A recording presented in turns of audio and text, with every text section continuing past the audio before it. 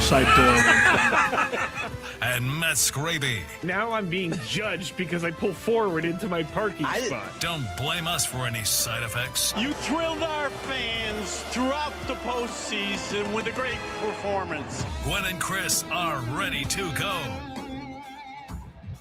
Hey, happy middle of the week to you. Big doings here on a Wednesday. Gwynn and Chris, San Diego's #1 sports talk station. Thanks to all of you out there. 97.3 The Fan, Chris Ello, Tony Gwynn Jr. Scraby is alongside for the ride, broadcasting live from the beautiful and very, very clean Bill House Studios. We know how. Good show.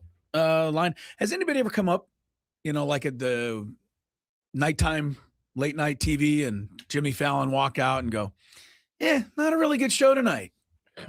Right? They always walk out and go, we got a good show for you. Don't have much on tap. Yeah, don't have much on tap. Couldn't get anybody. Nobody really wanted to do it. The segments are lousy. They bombed in rehearsals. You're not going to like it. But anyway, I do think it's a good one. Evan Drellich from the Athletic will be on in this hour. Looking forward to talking some baseball business with him. And baseball business, unfortunately, might be bigger than baseball on the field as far as things are going here in the next year or two. So we'll get some thoughts from him. Sports Court later today. Tony and I'll be donning the wigs. And we are getting close Possibly. Here. Oh, you may not be able to find the wigs? No. We're waiting on a possible guest for later in the show. Sports Court may not come at that specific I'll give you guys time. a hint as to who that guest might be. No, don't jinx it. Jinx it? Yeah. You think I have that power? Yes, huh? I do. I don't think there's I any appreciate jinxing you that. thinking. You always do it. You always think about your fantasy team. You always say you jinx them. We always think we jinx our own things. I'm not worried about jinxing your stuff. Okay. I'm worried about jinxing my stuff. Go ahead. All right. I'm not going to say anything. I will say that one of our best favorite people in baseball is back in tow for the Padres, right? If you ask me, like, who's not employed out there, and you can employ anybody out there that you just like to be part of the Padre organization in any particular role, one Harold Bud Black would come to mind for me. And so it is. The Padres have brought Bud Black back in for a little work in the organization, along with Will Myers, who I think was always a well-liked guy. I mean, well-liked personally, right? In that regard, the fans tended to grumble about Will from time to time. But I don't have any problems with this, Tony. No, I think it sounds like Bud is going to, he's going to be out. He's going to be out grinding away. I think he's probably missed baseball for, being away as long as he's probably been in. It took him a while. I bet it took him a while to miss baseball, though, after all the losses he had to preside over there in Colorado. I joked with him. I was like, man, all the color has come back to your face again. Like he looks alive again. It's a beautiful thing to see. I don't think people know, people in Denver, probably whatever, but know what a competitor, right, Bud Black is when it comes to winning and losing and competing and coming out on top. I mean, I think people just kind of assume he accepted losing. I don't think he ever accepted that, but he had no choice but to accept it because it was happening so often. Yeah. And there wasn't a hell of a lot he could do about it. And losing like that takes a toll. So there is no question it takes a toll. People don't. There was a great line in I think NFL Films. So Steve Stable must have written it in one of those highlight package reels. But it's always stuck with me. He said, winning is a team thing and losing is a personal one. And if you think about it, it's really true. When you win, everyone comes together, high fives and celebration. When you lose, everyone goes to their own locker and pouts or whatever and puts their head in their hands and thinks about it. Yeah. So, when you lose and you keep losing, takes its toll. But Bud Black I'm happy. I think it's important to mention that for Buddy and him and AJ wanting to bring him on is a lot more about what he has to offer in terms of what he's seen. He's been around the game a long time. I mean, he's a special advisor. He's not even a coach, so to speak, at this point. So no. Mike Schilt was a special advisor, was he not? He was. And when he was brought here, there were people who thought maybe he's here to oversee Bob Melvin. So it's only fair to bring up If he's bringing a special advisor, is this firing a shot across the bow at Craig Stammen ahead of time before he even gets to before he even does a game? We've already brought in somebody. I don't think so at this point, but listen, I hope not. The way this game works, things are fluid and things change over time. But it's good to have someone like that in the organization for sure. It is. And I mean, I've told the story before, but you need to know about what a competitor Bud Black is when he got interviewed for the Rockies job in the conference room where he did the interview. They had a big wall-sized picture of Matt Holliday scoring the famous run to beat the Padres. Well, Bud Black was managing that night for the Padres, and he said he was ticked off and miserable during the entire interview because he was staring at that photo as he was trying to, tell him what a great manager he would be. He didn't like that. Yeah, I'm sure. I wonder if when he got actually hired with the Rockies, if he nudged somebody to take that down. Yeah. Can we put another picture up to celebrate the year? I definitely they got that picture up. They have it many everywhere. Different places. Yeah, it's about the only thing that's ever happened in their franchise history. What about Will Myers? I mean, you got to know Will a little bit. Yeah. No, listen. I think Will is. I think over time, I think people appreciated Will a little bit more. I think initially when he, got the big deal and, struggled a little bit, I think it was a little rocky, but I think when it was all said and done, I think people did appreciate Will. And I think, again, AJ doesn't typically bring people in the organization he doesn't think can offer something. We're going to benefit something. Right. Yeah. He's 100%. Not just going to pay somebody to pay somebody. I'll tell you when I was most impressed with Will Myers, it was when he was doing something that he failed at miserably. But you and I watched this guy go out there because we were doing our show out there in those days. We watched him day in, day out, go out there and take ground balls at third base, a position that he had never played in his life. Yeah. And they needed somebody, and he was willing to put it out there. And say, take a ball off the face. He was getting beat up down there. Just trying to do anything to help the team. And people got on him for that and said, well, he can't play third base. Well, yes, he really wasn't a third baseman, but he was willing to try. Right. I think that tells you a lot about the guy right there. How many I'm not going to bring up Rafael Devers, but now I am. How many guys don't want to change position, right? Yeah, just shots fired. He took that was collateral damage there. That wasn't meant for Rafael Devers. But yeah, certain guys aren't going to change position because they're worried about how it'll look.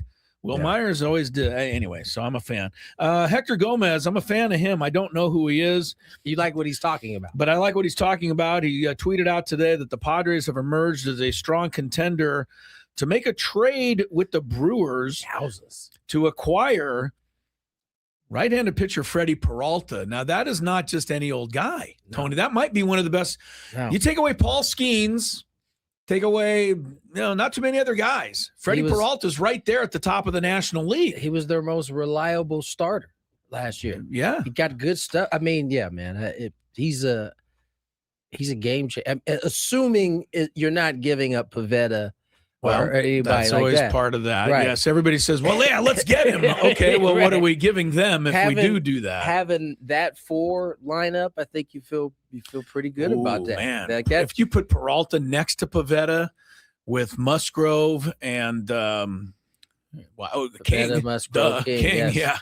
You're looking pretty good. Randy Vasquez be the number 5. That's a whole lot. That's where everybody wants Randy Vasquez, don't they? Even number 4 seems too high. But maybe one day. Listen, he had a good enough year where I'm open. I want to see him continue to progress, and maybe he can slide into that 4. Yeah. But if you get a Peralta to slide into 3 or 4, or however you want to do that. Freddie Peralta, only 3 players in Major League Baseball won more games than he did last year. He won 17. I know wins is not a big analytical category anymore, but I like it. You got to get to those innings. I like to win games, and he had 17. He had a 108 WHIP, which is about the same as it's actually better than Logan Webb. It's a little worse than Pivetta, but not much. And he gets a lot of strikeouts, right? So you don't have the ball's not in play at over 200 strikeouts, 2.7 ERA. In this day and age, any ERA under 3 is considered exceptional. Hasn't always been that way, but it's certainly the way it is now. So yeah, Peralta's a top-notch guy. We'll see. We'll keep our eye on that rumor, and I don't think it's anything more than a rumor. Last night we played some foul territory clips with Craig Stammen on it, but the one we didn't play, but I did on the Scraby show, was about Yu Darvish and what he's bringing to the team this year. And he's going to be there. He's in the Joe Musgrove role. Yes, he's in the Joe Musgrove role. But what he said last year's Joe Musgrove correct, role. yeah, right. not this year. Which is scouting and helping guys break down things. But he said he's working with Randy Vasquez and trying to get him to do some of the prep like Yu Darvish has done, and trying to teach him how to take that next step as a professional pitcher. So I'd sign up for that. I will tell you this about Randy. He is a sponge. Like he'll be willing to learn. He's always seemingly kind of seems like he's trying to garner something from guys. So that's a good role for. And for all kids out there, be a sponge. It's not a bad thing. Be a sponge. Not a bad thing at all. Be a sponge. It is confirmed. But Black. All right, there we go. 340. Oh, that's who you were chasing? Good thing I didn't jinx it. Yeah, I know. I mean, you never know, Chris. It could have been jinxed. I didn't jinx it.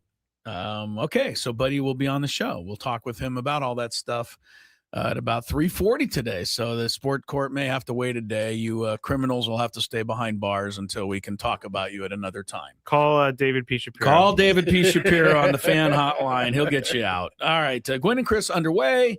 Good start. We're midweek with the NFL playoff games coming up, of course, Saturday and Sunday. We've got, I don't know if there's any really coaching news today necessarily. Yes, there is. According to our boss, John Harbaugh is apparently about to sign with the Giants as head coach. Your boss, Adam No, that's not what he said. What did he say? What he said was, you guys got to wait till we get to the other side. That's not exactly what he said. Well, okay. Yeah, okay. Well, bear of misinformation. We'll try to get the correct information to you when we come back. He said what he said. Go to break.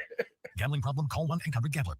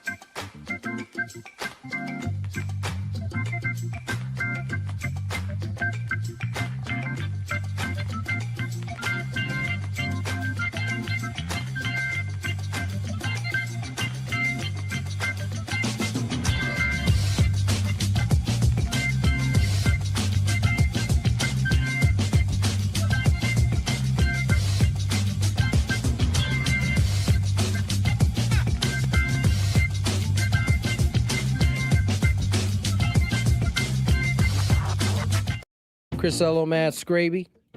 Went to break. Scraby teasing, John Harbaugh. Teasing misinformation. So let's get it right to the people. Even Adam Klug came in here shaking his head. He came in to defend himself, basically. Right, that Scraby could be so far off. Scraby said that our boss Adam Klug... I just love how he jumps all over things. He can't wait, and then he wonders why I jump all over him. Listen, let me get the people. Let me get the people right here. Scraby mentioned that John Harbaugh was on his way to basically signing with his new, pretty much a done deal. Yeah, his new squad. Was it the Giants that you said that? He did. Yeah. That is actually not what Adam Klug said. What Adam said was that he was in the building and that they were going to offer him a contract, and it was just a matter of whether he was going to sign it or not. Now, he apparently hasn't. He has not signed it. There's further news. Who reported that? Was that Diana? Diana Rossini, who knows everything. Said he's going to meet with the Tennessee Titans. Here's what I'll say. Well, he's flying back tonight, and then we'll meet with the Tennessee Titans tomorrow. In my defense, I have another job, and I worked that job this morning. I'm very tired. Secondly, I did get it wrong, and I'm sorry. I worked another job this morning. I'm not going to use that as an excuse. Listen, I once fell asleep on the show. So I get it, my friend. No judgment. No judgment. I don't like to just throw out things that are completely not true, but honestly, in my head, I thought that was the truth. I think you were playing a game of telephone, and it got switched up. It's like that Simpsons episode where, except he was on the line when they were playing telephone, and he completely missed it. You know what the thing is? Let's be honest. If you're a Giant fan and you got excited for a moment, understand that he's certainly still a good, viable candidate for the Giants. They obviously have offered him a contract. I didn't even think about that angle of what I just did. I didn't think about all the Giants fans driving around thinking, what? We got John Harbaugh? Oh, I am sorry, people. Yeah, you owe them. Cold-blooded. Cold-blooded. I'm putting myself in timeout. But if you're a Giant fan, it's still, I think it's still a legit shot that Harbaugh would go there, but not yet. Yeah. In college football news, Dante Moore, the quarterback of Oregon, will be returning back to Oregon next season. Yes, he will. Not the worst move when you fumble the ball and throw it away 4 times in the first quarter of the championship game. Although I don't think it would have cost him. I think he would have been drafted highly. This should be happening more and more, though, right, Tony? Because guys are making more money in college than they would as a pro. It's not as easy to just pick up and leave anymore like it used to be. You're making so much money. Like, what's the big hurry? Which is again, I don't know if this is good or bad. I don't think it's good because ultimately, the goal was to get to the league in order to maybe perhaps make that. You already get it at the college level. What's the motivation thereafter? I took myself out of timeout. Dylan Raiola was supposedly going to Oregon, and now I think he already committed to Oregon. That Dante Moore now I'm scared to deliver was facts. Bye-bye. Now I'm scared to deliver facts. No, I believe you're right. He did initially he did commit to Oregon. To going to Oregon, thinking Moore was going to be out. Is Raiola supposed to be better, say, than Sam Levitt? Because if that's the case, I can see Lane Kiffin just taking Sam Levitt's offer away, finding this next guy. I don't think so. Lane found his way. I just don't trust Lane at all for anything. I don't know, but I don't think Dylan Raiola is considered as better good than as Sam Levitt. No, he's not. All right. Well, it's just still messy at best. College football. The Boston Red Sox pivoted after it's a good taking a nice PR hit yesterday in their debacle of because they Alex Bregman thing. They bounced back with a nice signing. Ranger Suarez, I think 5 years, $130 million to the Red Sox. This gives them 2 tough lefties with Crochet and Suarez at the top of your road. And that's a true 1-2 combo. I don't think they pitch him 1-2. I think you think they'll put somebody in between. I don't just think to give some people another look. I guess it doesn't matter when you're that good. It doesn't matter what the look is. Yeah, they're going to be tough to hit. Although, Crochet proved it's not really a thing. But they say left-handed pitching is, a little tougher at Fenway because the right-handers can pull the ball up against the wall, but not when they're pitching that good. Yeah. So that's a good pickup for the Red Sox. There's another thing that's completely wrong with my fantasy baseball league that I I can't believe you guys play fantasy baseball. Honestly, He's in a much I have stupider league what than other I am. what other things do I have to do? I'm just saying. Chris can't every use day- American League players. Yeah, so no, if- I know. He's talked to me. So if he Suarez trades is one gone of now. I them, just lost he's him. out of the league. I lose him. He was on my roster. He's now no longer on my roster. I So, get nothing. Do you get for a it. pick for that or something? Nothing. So you just lose a guy. Just out of luck. That's we gotta come up. Commissioner's gotta come up with something better. Talk to the commissioner. Come on, man. Yeah, that's you got to involve the American League. You can't just lose a player. I did. That's just like vanishes. that's Pete like Alonso me. was the same thing. He went You to the lost Orioles. Pete Alonso and Ranger Suarez. Yep. Wow. That's a cold game. That is a Cold game. Yeah, that's my luck. Yeah. And now, and you know what? Now that I won the football this year, and I don't mean to mention it again, but I did. Winning the football, I have a feeling the fantasy gods are going to be even further against me than normal in the Yeah. baseball this Yeah. year. So Yeah. they're starting out. You know that what I way. won't have to hear about anymore? Somehow having the highest points and not being at the top. You were once again one of the high scorers this year, and it has benefited you. It worked very well. out very well this year. Good luck to the Aztec men tonight. We already got one win today. We got one, right? The women won. So the pressure's on the men to keep San Diego State undefeated on both sides of the ledger there. That's a 5:00 start. So we'll actually get to watch some of that game before we get out of here at Wyoming tonight. I did read the story I discussed yesterday online, Mark Ziegler, but it was in the It was paper in the today, paper so I could today. see it today. Yes. If you are a fan of good writing and fun stories from Laramie, good story by Ziegler today. In Now the you're paper. set. You know exactly when the articles are coming out now. Right? Yeah, it's ahead of. Yeah, You can see it a little I early knew I if could you look want, for or it. you could wait. I could look for it today in the paper. He told some very funny stories about the world of Laramie, and they're all true. Believe me, it's a crazy, It's gonna different world up there.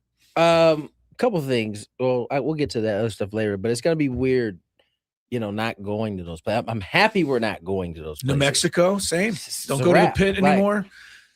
Look, we've talked about it in the past. The Aztec basketball teams, but the men for the most part, they play such a variety of crazy road games Yeah.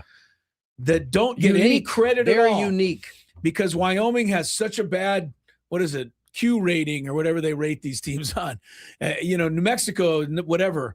But it's always a challenge to go to these places as the way the travel is, the altitude, the fans. I've said it before, Duke doesn't play games like that. No. And, last night you sent me a note, but Iowa State was number 2 in the nation. Great call. But they'd only Great played call 2 last road night. games all year. And now you go to Kansas, it showed. and they have no chance. They got Teams don't play on the road. They got blown out. Yeah, last but you know night. what else? It also what they would tell you is it doesn't matter because when you get to the NCAA tournament, you don't play on the road. No, you're gonna. It's right. You're gonna be in a neutral. It's setting. a neutral site, but the Aztec games in the conference are really tougher than people ever think. I think in some ways though that makes it toughens them up. that maybe. exactly. Yeah. There isn't a place you can't walk into and feel comfortable. No, you cannot. I think that. I think Dutcher ought to try the Smokey story today. See if it would work. I think these. You see the signs that say know- 7,220 feet. Don't worry, the arena's pressurized. I think these guys. I think these guys know a little bit I more think about they it at this know. point. Man, Smokey doing that's an all-time. Ted, thank you for that story. Classic. Don't know if you guys saw it. I'm sure Scraby saw it. Your boy Warner is trying to push his way into this. It's in the Big Five. We'll talk about Yeah, it a little yeah. bit. And, Why would just ahead of time, but why would the 49ers balk at this? because he could do serious damage to But his if he signs ankle. off on it, I would say he has to sign off on it so that I don't have to pay. But he signs off on it and he wants to, I don't know. Well, I still You want keep Fred him from Warner to playing? be a good linebacker for the next 5 years, 6 years. We'll get into that in the Big Yeah. Five. Yeah, that'll be an interesting discussion. Trey Young, right after the deal, will have to sit out to the All-Star break. He's already hurt He's already for hurt. the Wizards. Yes, I think he might Did he have slip come there on some, hurt. I think he slip might on have. some ice walking He's- to practice? He's still recovering. He was hurt when the trade happened. He had an MCL quad injury that he is trying to get calm before making his debut as a. Maybe that's why he wanted to A go to the Wizard. Wizards. He's just like, I can chill. Well, listen, the He should Wizards. have asked to go to the Pelicans. Him and Zion together. Here's the deal. What we have to remember about the Wizards: they are a tanking team. So Trae Young sits out, the better. They want him to sit out, I'm sure, so they can get these picks that they are accumulating over time. How's that tanking been working out for the Wizards the last 15 years? It hasn't worked very well, but who knows? All right, let's get to break. On the other side, Evan Drellich joins us next. We're talking MLB business. More Gwynn and Chris. Gwynn and Chris.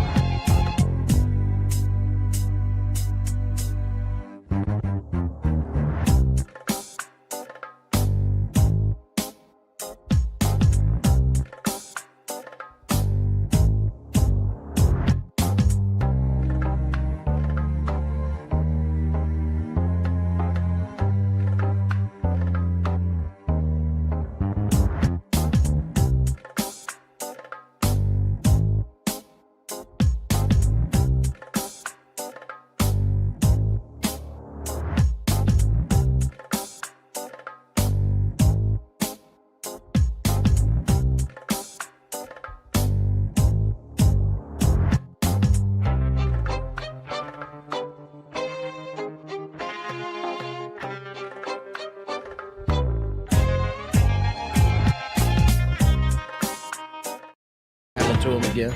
I mean, honestly, I take them off like if you're watching on the YouTube. I take them off at the end of the segment. I put them down like that, and by the time I come back there, you know what? We need to record it. We need to turn our phones on when he show sets what them happens down on this? to see if they just lay there the whole time, and then as soon as he picks up, they turn into spaghetti. Well, I certainly don't pick them up while they're lying there and mix them up, Tony. I don't turn them into spaghetti. The wires. You don't sit still though. You're not like just sitting there like a statue. No, but I put. Well, it's not that important. I think you're right. It needs to be. We need to document. We need some documentation. Yeah, you guys have at it. Gotcha. As the old thing, knock yourself out. Evan Drellich from The Athletic will be joining us shortly. Pretty important interview, as far as I'm concerned, because he's talking to us and you about the business of baseball right now, the latest. I don't like the word strike. I don't like the word lockout. I don't like to be thinking of any of it. But if you're not, paying attention to that possibility, you're not following baseball right now. It's a big deal. We'll get the latest from him. He knows a whole ton about that. And the Padre news of the day, along with Will Myers, Bud Black is back in the Padre organization, hired as a special assistant. I guess we'll get the official title, but working along with AJ in the front office and this ball club, and Bud Black will be on the show about an hour from right now. Mentioned the Aztecs basketball at Wyoming tonight, 5:00. The Aztecs are 5-0 in conference. Utah State is also 5-0. Utah State is home tonight against Nevada, which is 4-1. So we'll see what happens there. And Bud Black is the senior advisor to baseball operations. Senior advisor. Yes. All right. I've always felt that's I know where he's going with ageist. No, it's a little ageist, but no, I think it also makes you sound really good. I mean, I remember senior. Yeah, when you used to be like when they had writers like at Sports Illustrated, that was what I really dreamed of, honestly, was being a writer at Sports Illustrated, which I never made it to that level. But if you were there at Sports Illustrated for a while and 5 or 6 years, then you became a senior writer. You weren't just a writer for Sports Illustrated. You were a senior writer, which you were the OG. Made you you were the expert. You were beyond good at writing. So Bud Black, beyond good at being a front office exec. Will Myers is a senior executive. Yes, he's a senior advisor, Chris. Senior advisor. It right. I'm not going to get it right. Will Myers is a special assignment coach working in player development. So Will is not senior yet. No. He just he needs a little. One day he could become senior special assignment coach working in player development. I would imagine that he could. All right. We're kind of killing a little time waiting to get Evan Drellich I will say this. the show. Clay on the chat wrote about Bud Black being brought in and other guys being brought in, that Craig Stammen is being surrounded with some extremely smart baseball people, and he has no shortage of places to go if he has questions. With all due respect, that's a good comment there, because a lot of people will say, well, now you got Bud Black around, you got this guy around, you got that guy around. They're all gunning for your job. Correct me if I'm wrong, but people that are successful want the most successful possible people surrounding them. Right. And those people don't have the same hangups as a lot of other people, which is, hey, I'm going to do a good job in my job. So I want other people around me that are really good. And I'm not going to worry about somebody taking my job because I'm going to be good at it. I just always felt that way. To me, it's iron sharpens iron. Right. If you're insecure in your position and your ability, then you don't want good people around you, because you are going to be insecure about that. Yeah. And I don't think Craig Stammen would be insecure at all. He has no need. I don't think he has a reason to be at this point. He's in his first year. He's locked in on making sure he does the job the best he can do. And you kind of just go from there. Having a guy like Bud Black around, certainly not going to hurt you. Having somebody like Will around is certainly not going to hurt you. By the way, we got our daily gambit at the top of the hour. The Aztecs are only favored by 1 point tonight at Wyoming. That's how tough it is to play in Wyoming. Can get a little tricky up in the Wyoming. Wyoming's not a great team record-wise, but the odds makers understand how testy that game can get. All right. Keep dancing. We are tap dancing right now. Well, I mean, I'll give you a little more on the Aztec women today. They looked really good. Again, they were up by 3 going to the fourth quarter. They were favored in this game, right? A little bit, but not by a lot. New Mexico's good, and they put up they ran away in the fourth quarter. They ended up winning by 17. They were 14 of 27 on threes. Ooh, that's good shooting in any league. It's going to be tough to beat a team 14 to 27. That's good shooting in any league. Aztec women go to 7-0. And congrats to, who's always been good to us, Stacy Terry Hudson. First 9-game winning streak of her tenure.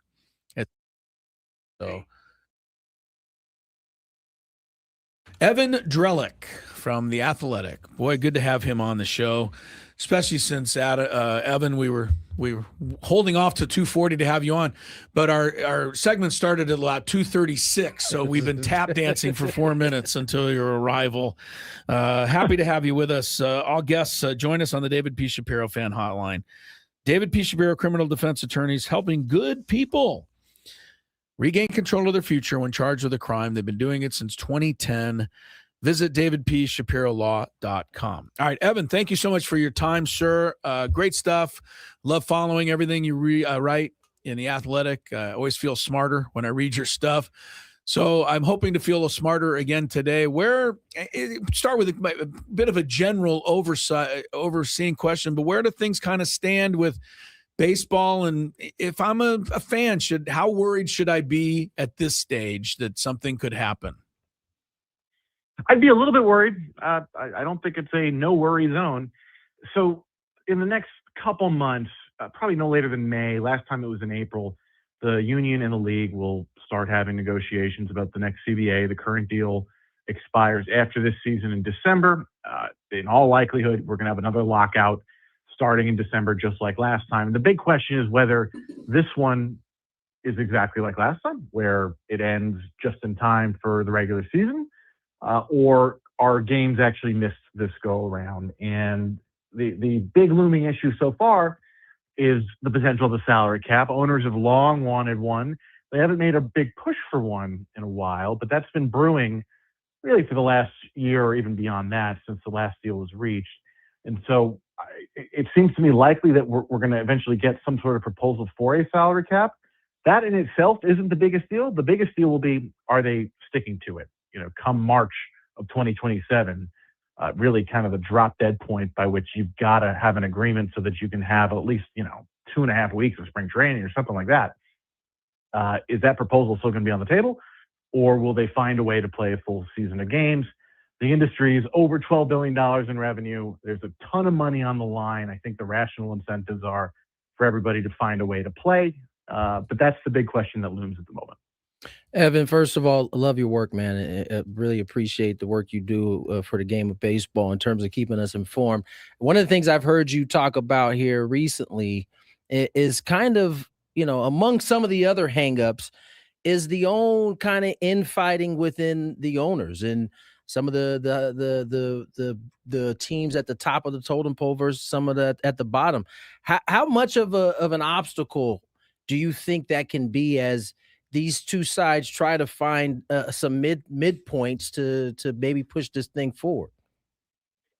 It's always an issue, and I think in some cases it's more of an issue than can they find a deal with the players, is the ability for the commissioner to get his 30 owners and their groups on the same page. And even when you talk about the potential of a cap proposal, there are big things that they got to settle on internally if they're going to be able to move forward with that, they being the owners.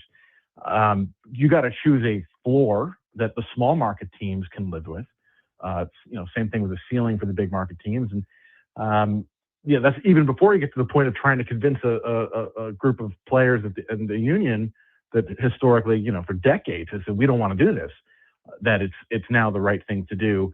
And the other part of this that's tied to a cap, that doesn't necessarily have to be tied to a cap, is the state of the sports media rights. Right. The RSNs are crumbling. The Padres, everybody's seen this, where MLB took over their broadcast.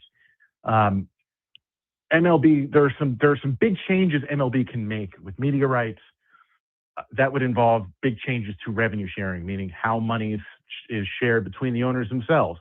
The tricky thing about that is that revenue sharing is collectively bargained. It has to go through the players. So there's just there's a lot to deal with for the owners who, in this negotiation, unlike the last one, where the players have been angry for a long time, this one is about the changes the owners want to make. There are certainly things the players want, but the aggressors so far have certainly been the owners. Evan Drellich from The Athletic, getting smarter by the moment here. Evan, thank you for all of this stuff. I kind of the opposite of what Tony asked, but is there any potential this time, because I don't really believe it's ever happened before, that the players aren't as strong this time as always in the past? I say that, you got the Bryce Harpers, you got the cream of the crop. I think, all of the things are nice for them. But it seems to me I'm hearing a little whispering anyway that maybe some of the rank and file players wouldn't really mind if there was a salary cap as long as you keep baseball going, because salary cap doesn't necessarily affect their salaries. Could that come into play at all, or the players are forever going to stay solidified? It's a good question. I think history shows us it's unlikely that the players are all of a sudden going to flip-flop their position here. That doesn't mean the owners shouldn't test that or won't test that and try to see if, well, hey, maybe, look, it has been, more than a full generation since you've had a true work stoppage, meaning games were missed, right? The 94-95 strike of 232 days is the last time people had to sit out and miss games. Yeah. They got real close last time in 2021, 2022, but it didn't end up happening. And so, is this group as steadfast as it was in the past? You can ask somewhat similar questions on the ownership side. You've got a lot of new owners. How are they going to stick together? Are their incentives all aligned? There is certainly a reality that for the owners, the moment you get a salary cap, your franchise values shoot up. If it costs you a season of games, if the players are really still entrenched in this position, is that trade-off worth it? Is it worth passing up whatever $13 billion that the two sides split to get to that point? So I think the league is trying to, including the commissioner, message to players, hey, you guys should consider how a cap could potentially help you. The union's position has always been economically, this will hurt us. Even if there are immediate gains over the long term, this is bad for players, don't do it. I am skeptical that they can get enough players to basically change their minds. And it's not just players, it's their agents who are very close to the players. So is it impossible? No. Is it likely? No. Yeah. Evan Drellich joins us here, right? Does a terrific job for The Athletic in covering Major League Baseball. Evan, you've kind of alluded to it, right? It sounds like Rob Manfred has this grandioso plan to centralize all of the media rights. And it's right now lined up to all happen in 2028, which brings me to my next question is, how important are the issues now versus that big issue that's coming up 2 years from now? How does it all line up in terms of really missing games or locking out or striking before next season? Yeah, it's interesting. So, a lockout and a strike are they go hand in hand. The owners do the lockout, the players do the strike. You're never going to see, I don't think in our lifetimes, another strike in baseball for the reason that the last one came in August in the middle of the season, and the owners are never going to allow it to get to that point. You're never going to see a season start without a CBA in place.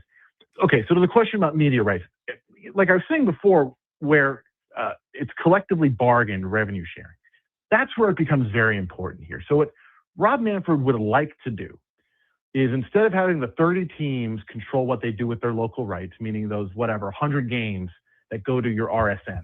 In the Padres case, those games go to MLB itself because MLB is now acting as an RSN.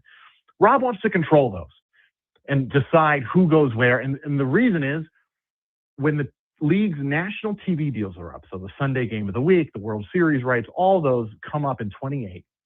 The idea is to not only sell those again to the big streaming companies, but to sell the local rights to the big streaming companies. So, if you're Peacock and you can bid on 15, 20 teams where everybody in that given market has to sign up for Peacock to watch their team's games, that there's some money to be made there potentially. Don't do it, Evan. Don't let them do that. Don't let them do it. The big market teams might not let them do it, right? Because the question then becomes, okay, are you sharing that money? How's this going to work? The big market teams aren't going to go, well, I still want to keep the money that I make. And so it all comes down to how does he want to change how media rights money is shared? Because the little market teams, and we'll include the Padres in this because they don't have a regular RSN anymore. They're with MLB. They're like, we're not getting any money from TV anymore. You got to help us out here. So it's what he wants to do with TV money has to kind of run through the players, and it's a very big decision. And the players will sit there and go, we don't want too much money centralized, because if all the money is centralized, then why do you have to work on your roster and make your team good? You're going to make a boatload of money no matter what you trot out there. So it becomes very intricate very quickly. Evan, we got you for a couple more minutes, and we're not going to let you go because, we appreciate your time. Real quick, from the Padres fans' perspective, and that's not all of the Padres fans' perspective, the Dodgers are bad for baseball, right? They spend way too much money. They make it almost impossible for, the Padres to keep up and everybody else.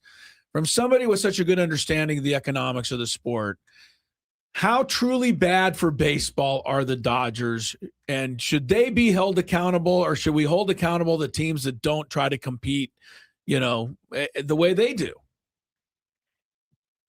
I grew up in New York, and I grew up not rooting for the Yankees, but was have probably partly because of that experience come to the opinion that having villains isn't the worst thing, right?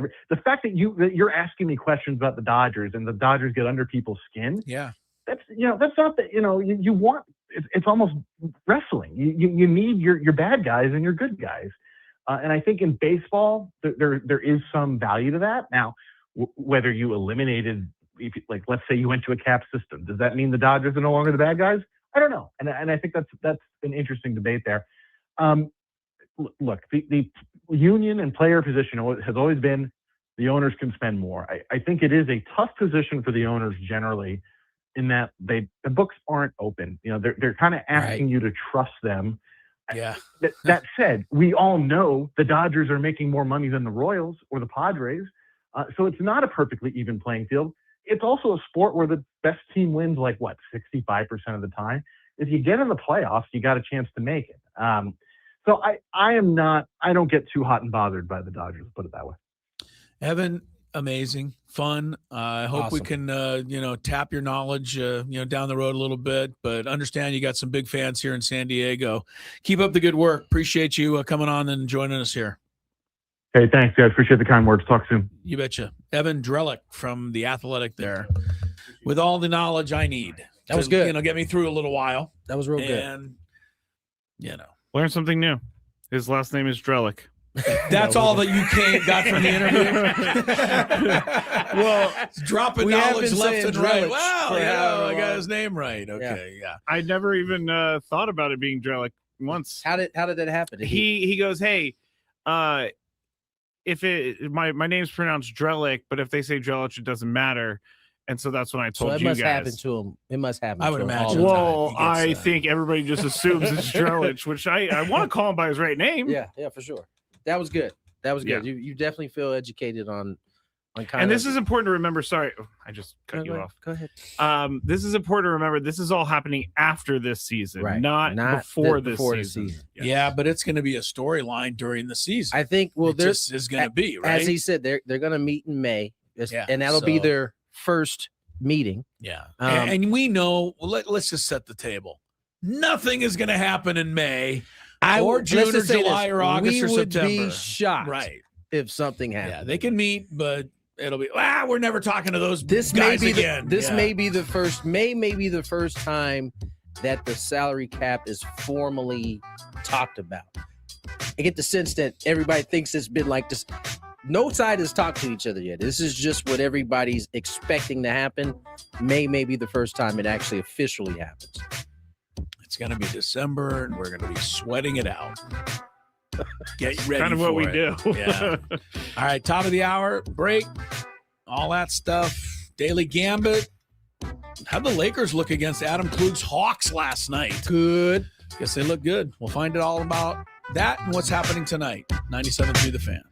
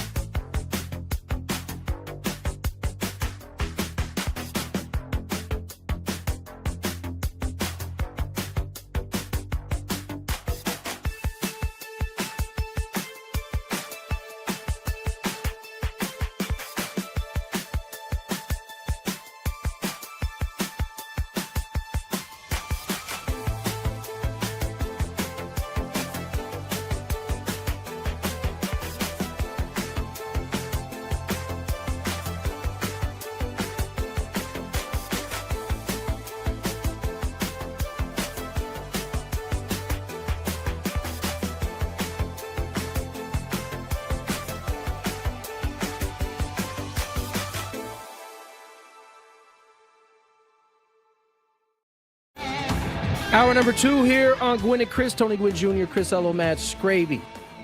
Daily Gambit coming your way. Didn't mention it a few days ago, but SDFC head coach. I think you should have Scraby play the breaking news sounder here, since we're so late on this news.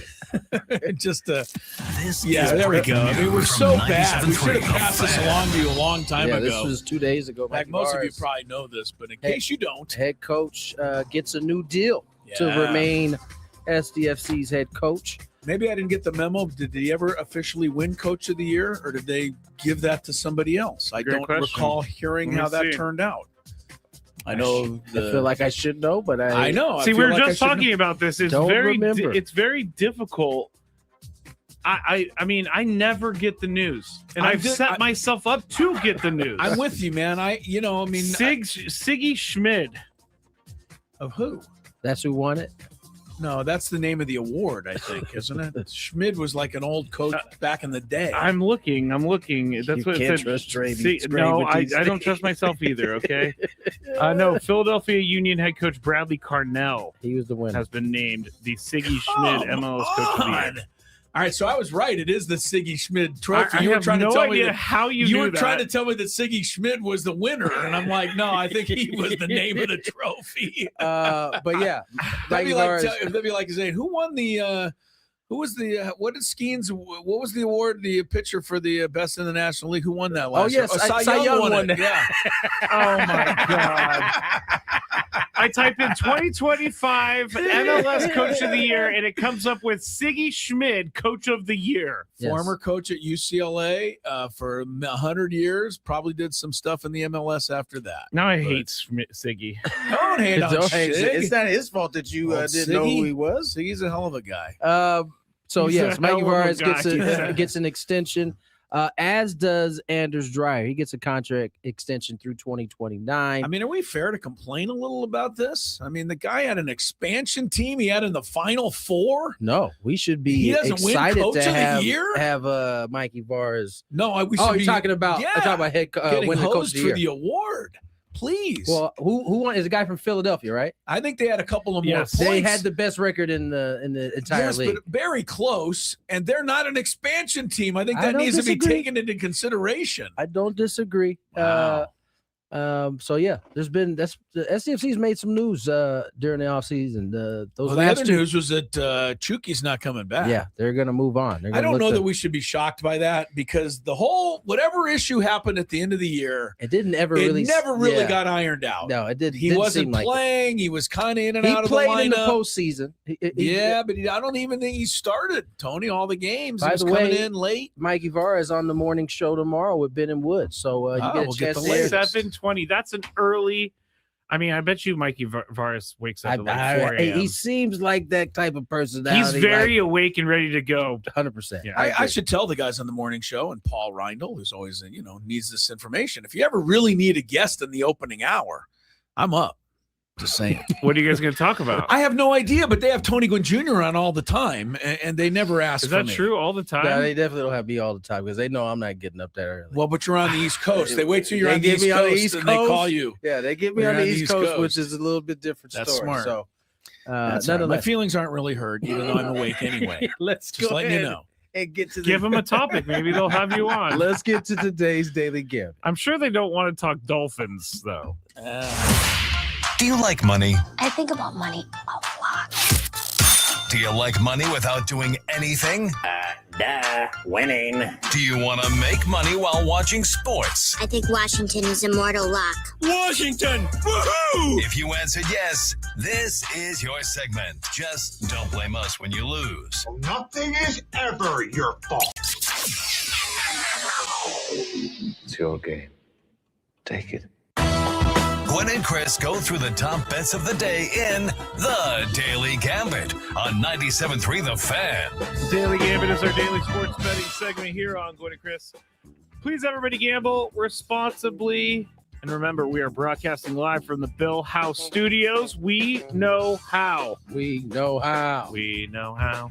Now, Chris knew how last night with Iowa State and Kansas. Yes, he did. Because Iowa State, caught one there. Yeah. Tony's face was like, "Where's Scraby going with this?" Oh, he landed it.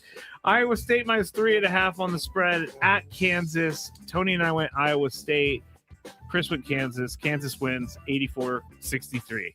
I knew this was a problem because the game was on TV when you guys left last night, and Iowa State couldn't make anything. No. So, next one, New Mexico basketball minus 7.5 against Grand Canyon. The Lopes. Welcome to the pit. We all went to New Mexico, or we all went with New Mexico. New Mexico won 87-64, so not close. Now, St. Mary's minus 6.5 at my Dons. Chris and I went USF. Tony went Gales. Chris, it's time to stop betting on USF. I think you're right. St. Mary's 82-68. They don't have the same juice that they did last year. Not good. No. OKC minus 9.5 against the Spurs. We all chose the Spurs. OKC demolish the Spurs by 21 points. Hawks minus 2.5 against the Lakers. How are the Hawks favored in this game? I asked it yesterday, and I'm asking it again. I don't understand what they were thinking. I thought that they were favored because the boys weren't playing, but that wasn't the case. They played. Lakers just annihilated them. Yeah, the Lakers, we all chose them, but the Lakers won 141-116. So much for JJ Redick complaining about not being able to make a basket. Well, apparently his complaining worked because they made a bunch of baskets yesterday. Now, the guy who's joined the team to not be a scorer but asked for the ball, DeAndre Ayton, over under 14.5 points. Chris went under. Tony and I went over. He had 17 points. More reason for me to dislike. Dallas minus 1.5 on the puck line at the Ducks. Chris went Ducks. Tony and I went Dallas.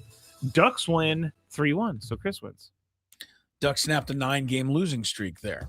Real quick, just for the soccer faithful out there who should be highly disappointed that you don't know who Siggy Schmidt is. West German born, West German when he was born. 20 years at UCLA and won I don't know how many national championships there. And then MLS with LA, Columbus, Seattle. Siggy was, a legend. Thus the name, the Siggy Schmidt Award. Boom. Tonight we've got SDSU minus 1.5. Scraby was trying to ignore you. I know he was. I am ignoring you. The soccer fans, I'm trying to, before they get all over your case in the chat. SDSU, we know how sensitive you are about the chat. Yes, no one has said anything because no one knows who Siggy Schmidt is. Coached 694 games in the MLS. He won 320 of those. I'm sorry, MLS didn't start until last year for me. So okay, I got you. He won an MLS Cup with the Galaxy and the Crew, and he won the UCLA College Cup 3 times. It's a Hall of Famer, 2-time Coach of the Year. He's just lost over here. It's going on and on about the just do not care. The incredible achievements of Siggy. I'm mad that I said Siggy Schmidt, and that was the name of the trophy because I've made 2 mistakes today on the air. I don't like it. So now Siggy's in my crosshairs. All right, let's rush through these. Aztecs 1.5, Wyoming. Of course, I'm going Aztecs, but I always worry on the road at Wyoming. You guys, any other of you want Wyo? Aztecs, baby. Aztecs, Grave. You want to go Cowpokes? It's only 1, right? 1.5. 1.5. That's it. No, I'm going to go Aztecs. Aztecs. Vanderbilt. This is a similar game in my mind as the Iowa State game last night. We'll see how it turns out. Vanderbilt minus 3.5 at Texas. I believe Vanderbilt's still undefeated. Is that what you're saying? I'm going to go with Texas based on what I saw last night. We'll see if Vandy can win on the road. Either of you? I'm going Vandy. You're going to try Vandy. They've been pretty good. Obviously, I don't think they've lost. They've been really good. I'm going with Shaka and Texas. Utah State 13.5 over Nevada. Utah State and the Aztecs are tied for first place. We saw the Aztecs narrowly beat Nevada last week. Tony. Utah State 13. They must believe in Utah State. I don't know how good Utah State is. I know they've lost only once total. And they're going against Nevada, you said? Nevada. Yeah, give me Nevada. Nevada plus the point. Scraby? Utah State always. I'm going to go Utah State. You can. Nevada for me, even though it's Really tough for me to ever pull for Steve Alford. Bulls 4.5 over the Jazz. We haven't checked in on the Bulls in a while because they looked good last night. Yeah, but they played well. They lost good game, but they look good. Well, they're without two star players. That's hard for any team in the NBA. But they're favored by 4.5 over the Jazz. The first time these two teams played, I think it was 150 to 149 in triple overtime. I doubt they'll duplicate that. But Scraby, who you got? Bulls at home, 4.5. I'll go with the Bulls. You're a good guy, Scrabe. Trying to get on my good side. I'm going to take the Jazz because the Bulls stink when they're favored. That's just something I happen to know. Tony? I'm taking the Bulls. All right. Good for you. James Harden, 40.5. Points, rebounds, assist. Clippers home to the Wiz tonight. I like to call them the Wiz. 40.5? 40.5 points plus assists plus rebounds. And it's the Wizards? Oh, yeah, book it. When is the last time Harden got a rebound? Does he get any of those? I'm joking, but I know, but he gets some. He doesn't go in there and box anybody out, though. I mean, the ball bounces to him. I don't think they're asking him to do that. No, they don't want him in there. No. Yeah, every time I get on James Harden's case, I watch him play, and then I don't get on his case anymore. He's such an incredible player. He really is. I'm going to take him over also. Scraby? Over. One last one, just because we know Tony will get it wrong. Vegas Knights, -1.5 at the Kings. When's the last hockey bet I've gotten right? I feel like I'm like 0 for the season on this. Well, there's always I think you owe for the show's history. There's a blind squirrel thing that could happen here. What is what's the teams again? Vegas on the road. They're in first place, 54 points. Kings are in 5th place, but have 48 points. So it's very close. Surely the first place team should win. So on the road, I'm taking the Kings. The Kings. You get a goal Sorry, and a Kings half. fans. Yeah, no kidding. He's been wrong every time. I'm going Knights. You're going night. You're going against Tony. I'm believing you, Tony. Tonight's your night. Yeah. Take the Kings. By the way, all three of us are 7-6 so far this week. So we have a hotly contested gambit going on. I believe who won the playoff picks between us. Well, it was not over done yet. You just said we got more playoffs going. It's for the whole cumulative. playoff. Yes, that's how it's going. You've played this before. You realize this, right? Yeah, you're ahead. This is not new. I don't remember. Well, it was just last year. I don't remember. Let's get to break. Yeah, we have illegal to. Screen. Oh, who said that? Illegal Screen. That was Missoula. Yeah, Missoula. More Gwynn and Chris on the other side. Illegal Screen. Looking for slash.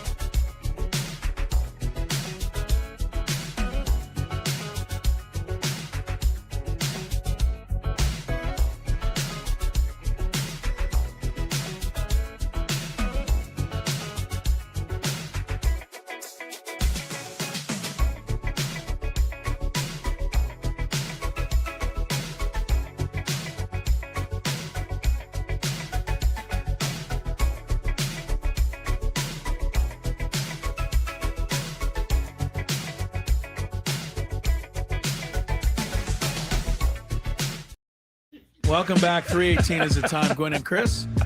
97.3 The Fan. Sense. You are not common sense on this. You are weird, wild, and wacky. That is not true. Yeah, I'm going to tell you about it in a second. Before that, I might save you, Scraby, because I got Tony's thoughts on this, unless it's in the Big Five. And I was supposed to look ahead, and I didn't. Hang on. Hold on. What's the story? I can tell you. I can tell you, too. No, I don't see it here in the Big Five. Would you trade Austin Reeves for Jaren Jackson of the Grizzlies, Tony Gwynn Jr.? Oh, Tony and I had Did you talk about this? This is got to be blasphemous, doesn't it? LeBron James's agent, Rich Paul, says the Lakers should trade Austin Reeves because they need Jaren Jackson, who's a good big man, for Memphis. LeBron said, "Don't be coming to me. I'm not responsible for what he said. Nothing to do with this." It's still not the best look of all time, Okay, right? here's for the agent, for LeBron James to be, blasting this out there. Here's what I asked Tony before the show. If LeBron James, he is the main client of Clutch Sports. Yeah, right. Only for another year, though. He will always be the money, the money behind Clutch Sports. But can't LeBron be like, dude, stop talking? Because LeBron says in his answer, he's his own man. I can't control what he says. I would be like, dude, stop talking about my teammates in public and trade bait. Even if you really think dangling. this, it's not. Yeah, it's a bad look. I think, Tony, your team, your comments will I hold mean, sway I don't here. know that there's nothing that Nothing to here? do. Like Nothing to see here. he does. By the way, he doesn't represent Jaren Jackson. And I mind you guys that this all came. No, I didn't say he did. He just said he wanted Jaren No, Jackson. me and Scraby had this okay. conversation All right. earlier, and we were trying to decipher if he represented Jaren Jackson Jr. right. He doesn't. But I also remind everybody, this came on his podcast with Max Kellerman. What do we know about these type of situations? Max Kellerman hates Stephen A. Smith. That's what I know about Max Kellerman. I'm sure he does at this point. Max Kellerman and LeBron have a podcast? No, not in LeBron. And Rich Paul have a podcast that they do. And that's where he made these comments.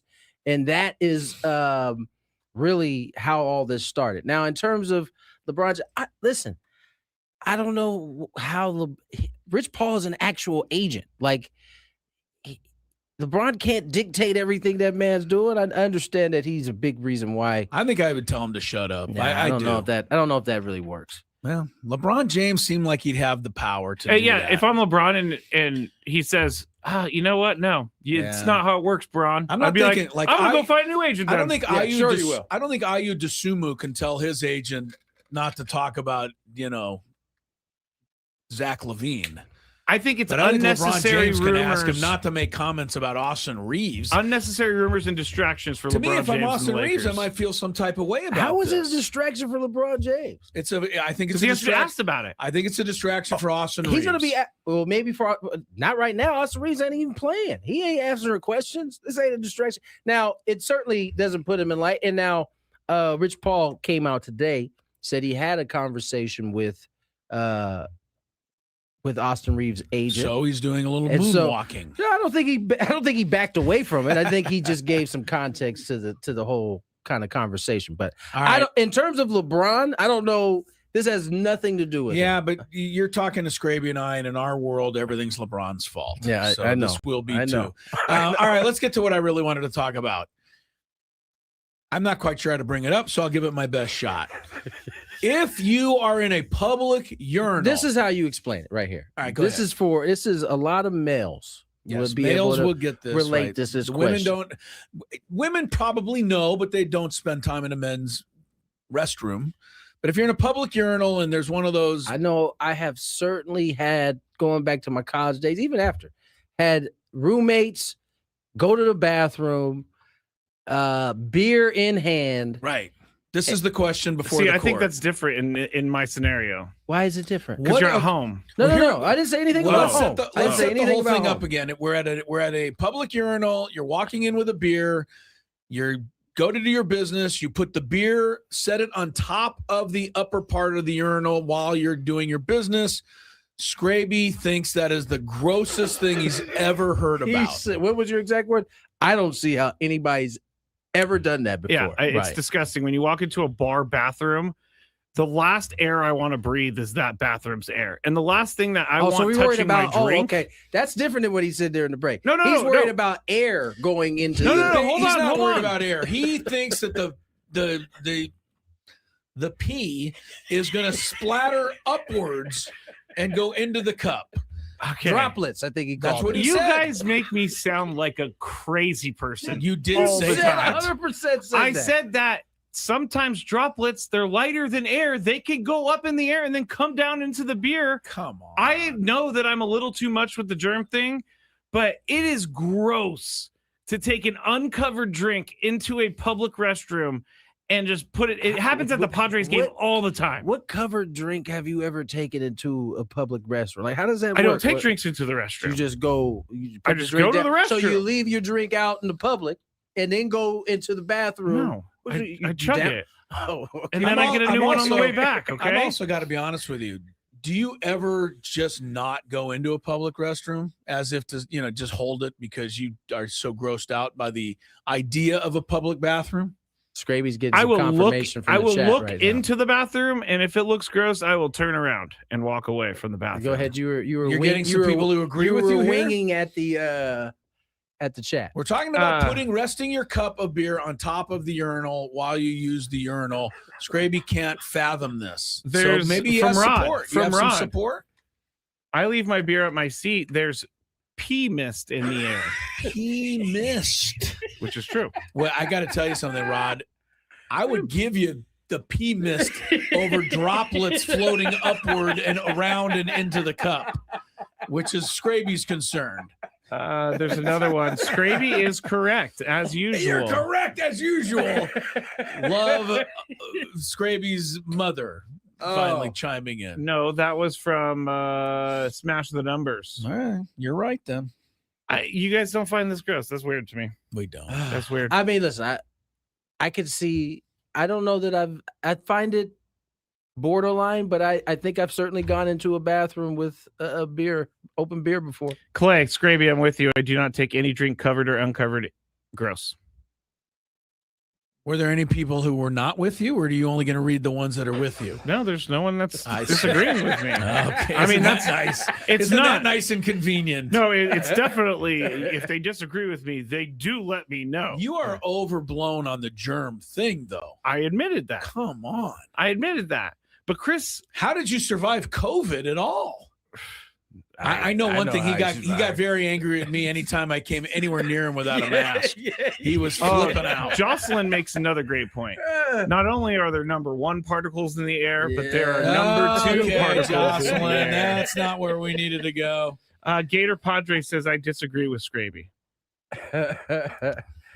That's the germ thing. Oh, here's another thing from K-Laws. If you're at home in your bathroom and you flush your toilet, just a bunch of gross stuff goes into the air. And so if you have your toothbrush out, you need to put it away. Then everybody's toothbrush in the world has residual effects from people flushing their toilet. I put mine in the medicine cabinet. Nobody else does. Really? Everybody's toothbrush is out on the counter in a cup somewhere next to the faucet, right? You're gonna say that's normal. So now my toothbrush is infected. Normal. To put the toothbrush inside of the medicine cabinet? No way. Everybody's toothbrush sits in a cup on the counter. No. Yes. I've known this for a long time. Okay. You cannot leave your toothbrush next to your toilet. That is disgusting. I didn't say it's right next to the toilet. I'm saying it's in the restroom, which is what you're talking about. Oh, man. Dominic says, I remember those troughs at the queue. Doing that as a 6-year-old was scary. I remember the troughs. I remember the troughs at Fenway one year. You may want to avoid. I will admit that.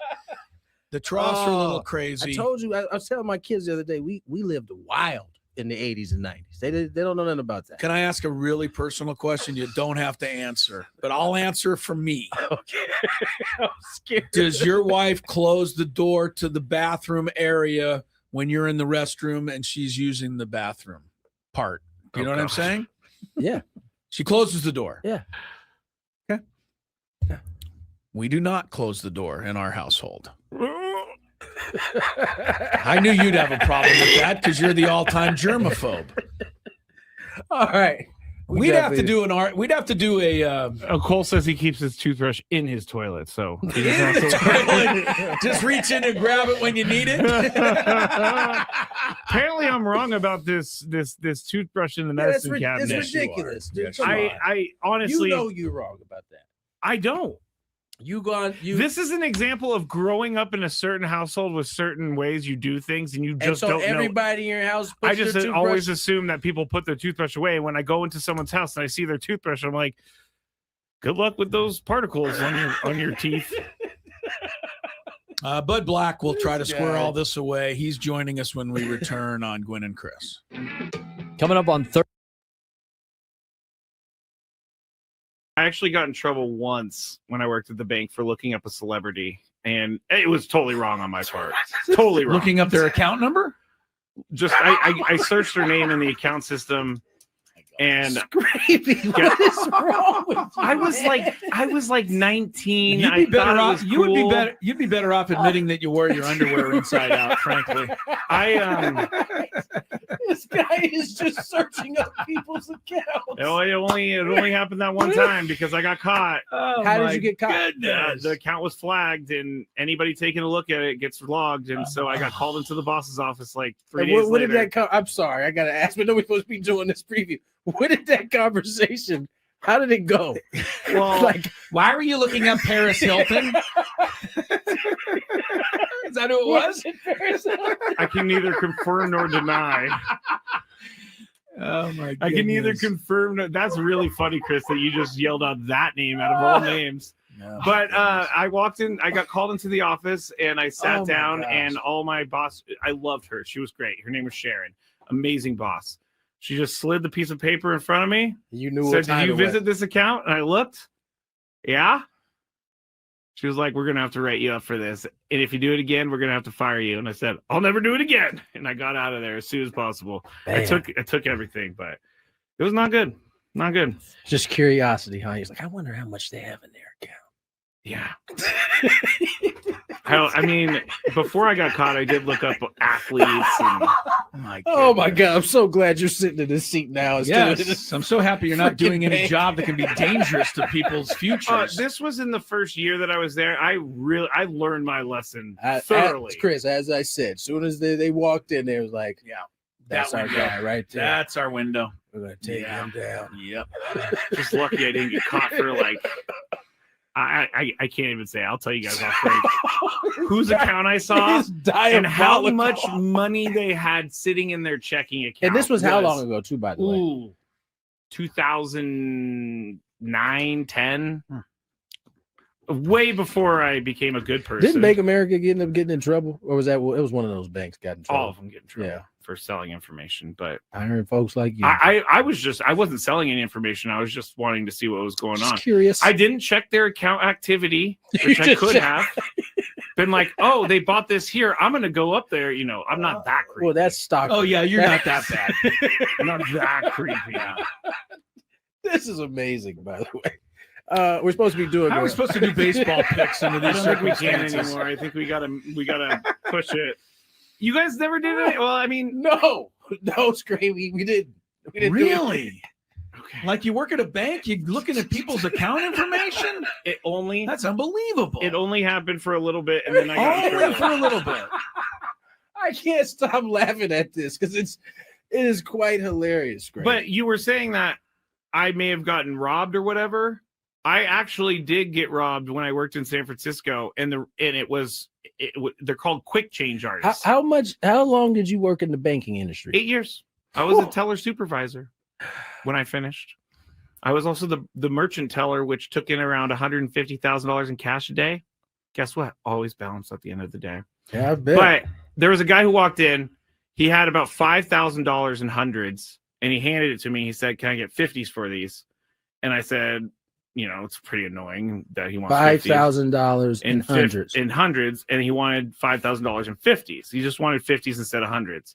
So I had to go get it from the vault. I come back. I'm starting to count it out, and then he's like starting to ask me questions as I'm counting it out. He's trying to what did I tell you, Chris? This is what I'm talking about. That window right there. Hey, this guy was so good that no one No one saw it coming. But so when I started getting mad at him because I counted out the 50s, he goes, "What are you doing?" I asked for 20s. And I'm like, what? You did not ask for 20s. You asked for 50s, bro. Yeah. I had to go to the vault to get those 50s. And as I was getting all mad and talking to my boss, he took the cash off the counter and put it into this folder that he had on the thing that the original 5,000 in hundreds. Yeah, well, he kept going like that, and then I was so mad, I just grabbed it and I threw it in my drawer. And then he was like, "You know what? I'm out of here." And he walked out. And then at the end of the day, $3,000. He got an extra 3 on you. $3,000. Yeah, he got $3,000. The thing about criminals like that, they can sniff out a mark really easy. I'm not a mark. You are 1,000%. I was actually the bank's dog. They got you for 3 extra. And that's the only time in my 8 years that I ever had anything happen like that. I'm sure there are people who've been there 8 years that never had 0 taken. Scrape, I got a 20 here. Can I get 5 5s, please?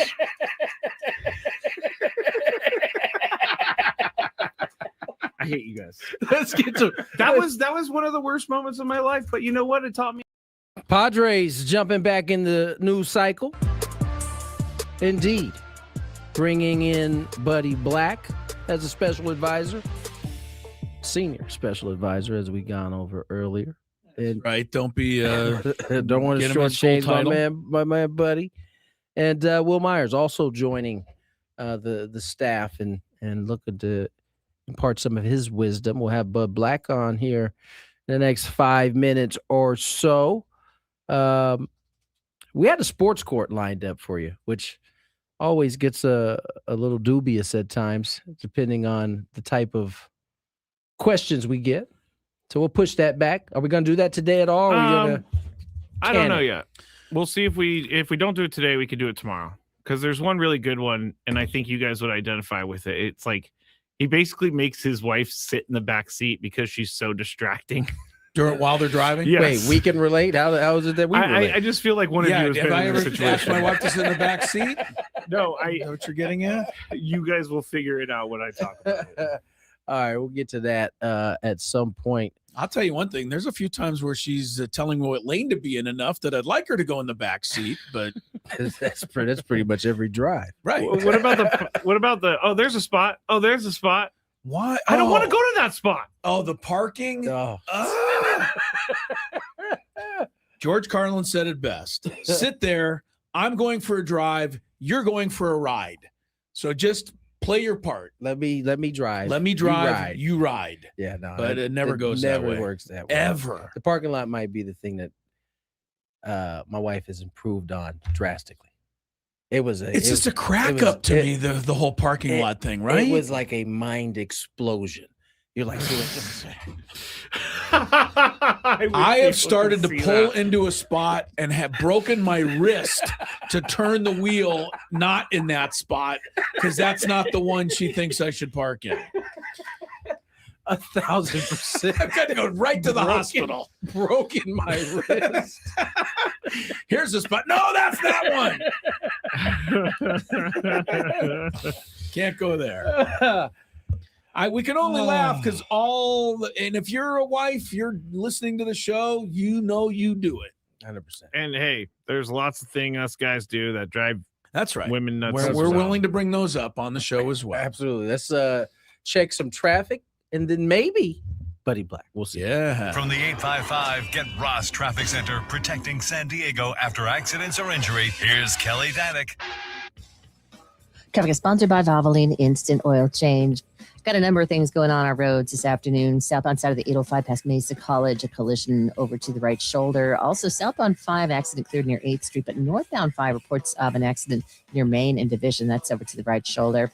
Watch out for some wooden planks in the fast lane, southbound 15, just before the 52, and now a crash on the coastline, southbound 5, before Santa Fe Drive. That's been moved into the center divide.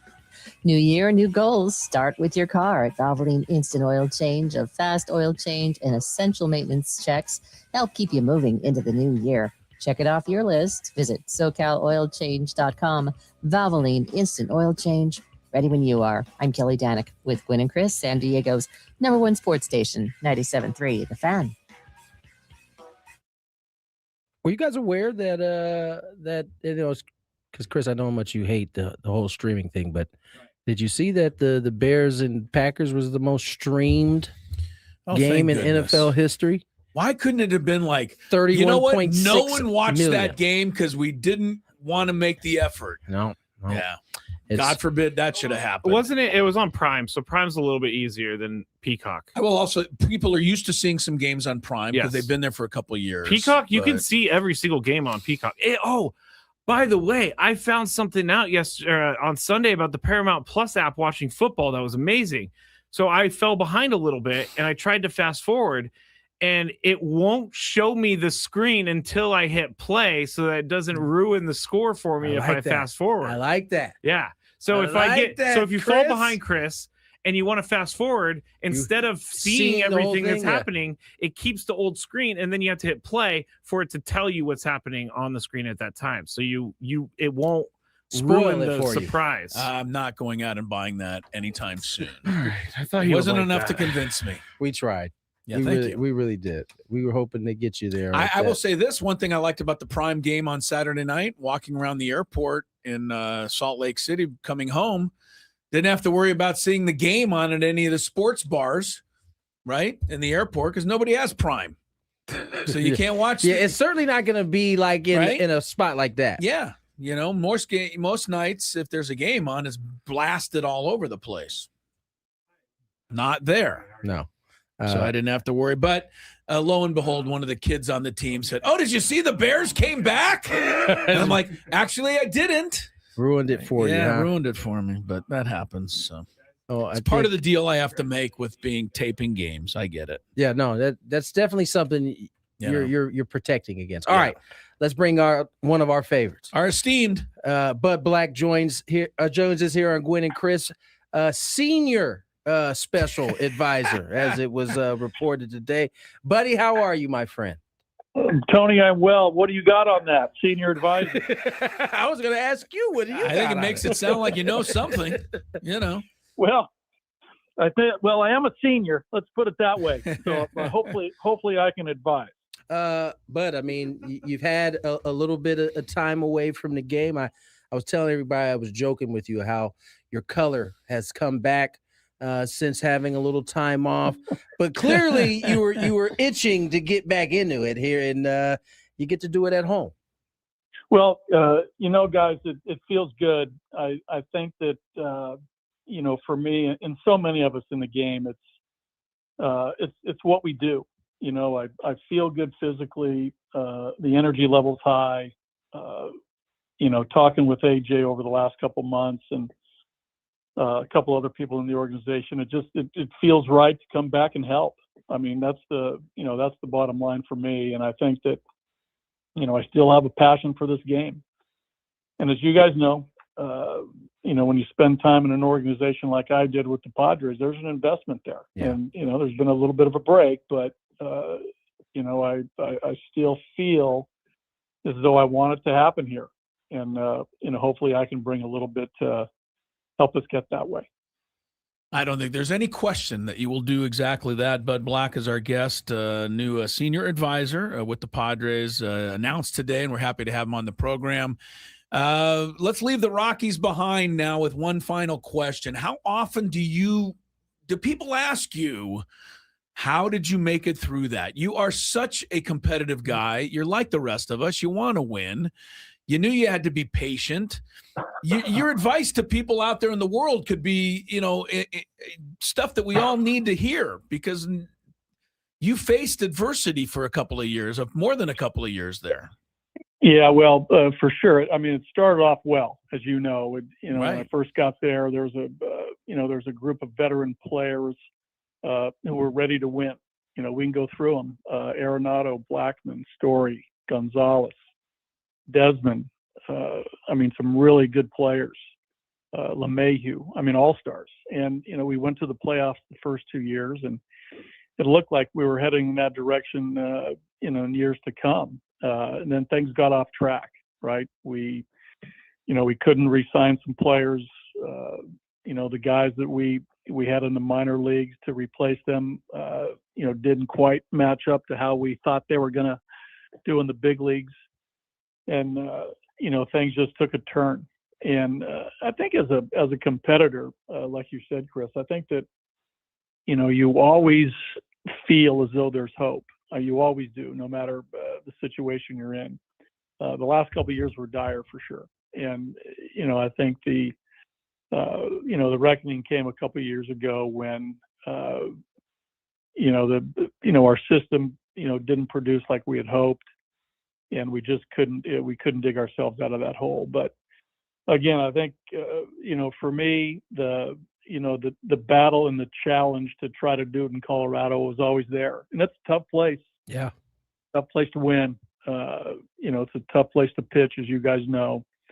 But, there's been years where it's been done. So, I think there's always that hope that it can happen. I am fascinated as this news kind of broke. In our conversations, you had kind of been hinting that you were ready to kind of get back into it. But I'm fascinated now to be privy to some of the conversations that you and Ruben Niebla will have. Because I mean, that's high level pitching talk. Obviously, there. Ruben has carved a name out for himself in being one of the best around in terms of talking pitching. But having played for you myself and having been around you, I know that you have a similar mindset. Is there any excitement looking forward to being able to sit with Ruben and kind of pick his brain and vice versa? I'm sure. Yeah. I haven't, Ruben and I have crossed paths, we've, gestured the high sign. I've heard such great things about him, over the last few years. And obviously I think they're well-deserved. I can't wait to meet him. I can't wait to converse with him. Like, you just mentioned, Tony. I heard he's great. And I heard that, obviously where Craig is and his place now as the manager, those two guys know a great deal about pitching. Yeah. So, hopefully our conversations can lead us to, more outs and more strikes and the whole deal. But, I'm really excited to get to know Ruben, get to know Craig's staff, get to know the new people in the organization that I haven't met. There's still some holdovers who have been there a long time who are really solid baseball people to get re-engaged back with those guys too. So I'm looking forward to the whole thing, really. But to your point about Ruben, that he's a good one. You said, we pointed out, and you agreed, you're a senior now, a little bit, advisor. Do you look? How often have you spent looking back? I mean, I saw you in 1981, like at one of our practices. You were helping the guys play out at San Diego State. You were pitching for the Mariners, I think. I mean, we were like, you played for 15 years, but now you've been managing and all of that for another 15, 20 years even. Was that something you aspired to, or did the whole thing work out this way? It just sort of worked out. I always had a passion to teach and to coach. I think, even when I was in high school, I coached Little League, in my hometown up in Washington State. When in off seasons, I came back, like you mentioned, Chris, to come back and I helped coach Deeds. Right. So it was always in there. And then as I got in my career, as I became more of a veteran player, I really took a liking to helping the younger players and, helping them get acclimated and helping as much as I could because, some older guys did it to me. Dennis Leonard, Paul Splittor, Fida Blue, George, all the guys that I played with in Kansas City. And I just tried to pass that forward as I moved on as a player. And ultimately, when I, retired as a player, there's some paths to go as an ex-player, right? You can go the executive route, you can go into broadcasting, or you can go back on the field. And I was fortunate to, the 5 years after my retirement to do some things with the Indians on both ends, right? On the field and in the office. And, when the Angel situation came up, I dove into coaching, and that's, I think that's where I needed to be. And that's where, I think I'm best served is that. So that's where that went. And, just continued from there. But there wasn't really as a youngster to coach or manage. I think you just want to play, and then those things just sort of crystallize as you go forward. Bud Black joins us here on Gwynn and Chris, and Bud, senior special advisor. Lends, when you close your eyes, lends yourself to a suit and tie. Everything that you just described was uniform based. Are we going to see you on the field, or are we going to see you more in a suit and tie? Be lucky if you see a golf shirt. Come on. Yeah, I think you're going to see me. I think the days of the modern baseball executive in a suit and tie are gone. That's right. Yeah, I think you might see me in the occasional blazer or the sport coat, but I don't think I'm going to be in uni, Tony. I think I'm going to be out of uni. You'll see me in spring training. I'll have on the whatever the attire is that day, whether it's a pair of khaki pants, or a pair of shorts, pair of sweats, polo shirt, t-shirt, sweatshirt, hoodie. But you won't see me throwing BP. You won't see me in uni. That's some good BP. But you'll see me. I'll be around the cage. I'll be around the mound observing. I'll be on the backfields watching the minor leaguers get after it. And I'll probably go watch a college game or two over in Arizona. There's a lot of tournaments over there. So wherever I'm needed, but I think no uni for me. You'll see me in the modern day executive wear. Little Tommy Bahama. Bud Black is our guest. Okay, I got another minute, hopefully, Bud, if you don't mind. And this is, I hope this embarrasses me more than it embarrasses you. But when you were with the Padres managing, I read a book a while ago, many years. Phil Jackson wrote it. It's called Sacred Hoops. We've talked about it, I think, on the show a few times. Great book and dealing with people and managing. For some reason, I thought, for whatever reason, I would share this knowledge with Bud Black. I don't even know if you remember this. I brought the book to the locker room one day before a game and gave you a copy. And I didn't know how to do this, but I'm like, I think you could read this book and, pick some things from this. How stupid was that? Do you remember that? And if so, where is my book? I've never got it back. I do remember it. Okay. I do remember it. Okay. And I did read it, and it was funny. I ran into Phil Jackson in Phoenix. Okay. He might have been, I think he was coaching the Lakers, maybe the Knicks. I can't remember what year it was, but we were at the same hotel in Phoenix. It was, it was April or May, and, both clubs were staying there. And I ran into Phil at a concierge level situation in the morning over coffee. And I went up and introduced myself, and he knew who I was. I mean, everybody, I knew. We watched Phil play when he was with the Knicks, with Bill Bradley and Jerry Lucas and Willis Reed. But I do remember, that exchange, and it wasn't weird at all. I liked it. Thank you. And hey, listen, I always like getting books from guys. I thought it was out. I think I was a little out of pocket, but I talked myself into doing it anyway. So I hope it, you enjoyed some of it. Buddy, we certainly appreciate your time, man. We won't hold you very much longer.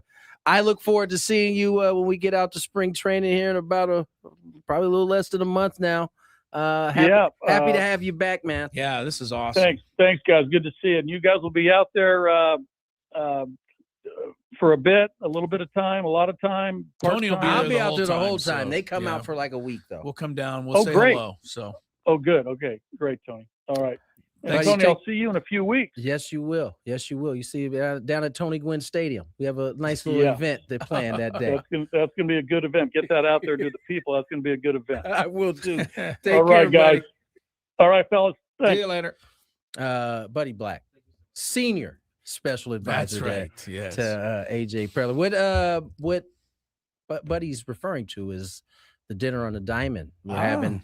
That's down at San Diego State, January 31st. So it's coming up. It is coming up. I'm hosting. Corner. I am hosting a panel of former Aztecs. Yes, you are. He is hosting a panel of I think former coaches, and not just coaches, but some bigwigs that are going to be there that night. So connected. Do you think to that was out of pocket? Me giving a major league manager a book from somebody else and saying maybe you can take something from this? Not for Buddy.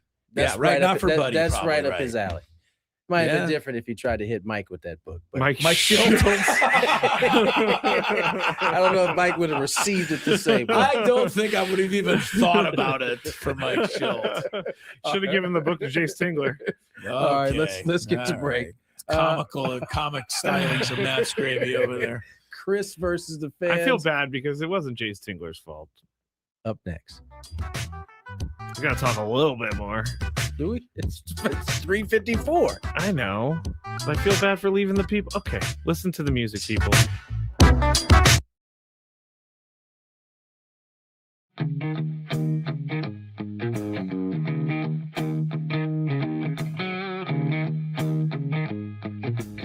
There's Roadrunner. Meet me. He doesn't like me. I guess I wouldn't like me either if I was chasing me. As you can see, I'm all Aztec'd out here at the Aztec Baseball Tournament. It's the SDSU Baseball Alumni Tournament. Right now, we are 1 under in the scramble, and Chris is playing well, Tony's playing well, but our ringer, Jack Townsend, is playing really well, so.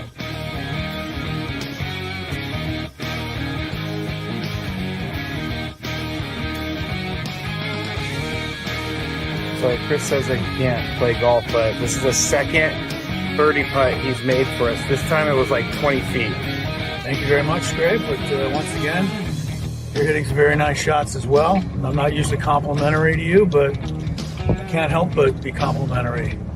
Your shot making today. With my what? Your shot making. You've hit some.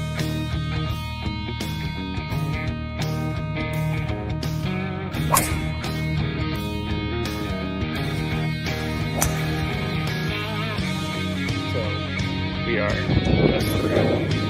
league 10 now, and it's getting really windy. It's actually kind of cold. I'm not gonna lie, I know we're in San Diego, but we're 3 under as a group. We just got off the birdie, and I just hit my defense.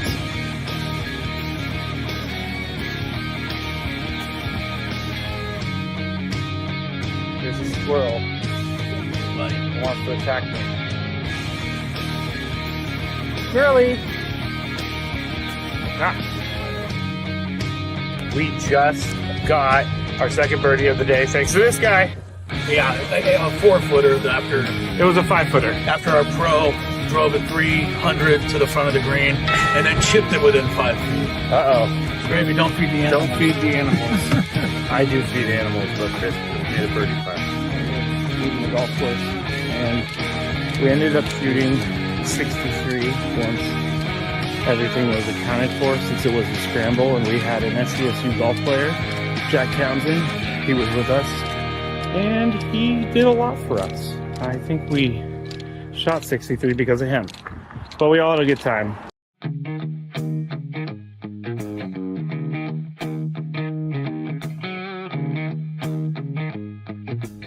There's Roadrunner. Meet me. He doesn't like me. I guess I wouldn't like me either if I was chasing me. As you can see, I'm all Aztec'd out here at the Aztec Baseball Tournament. It's the SDSU Baseball Alumni Tournament. Right now, we are 1 under in the scramble, and Chris is playing well, Tony's playing well, but our ringer, Jack Townsend, is playing really well, so.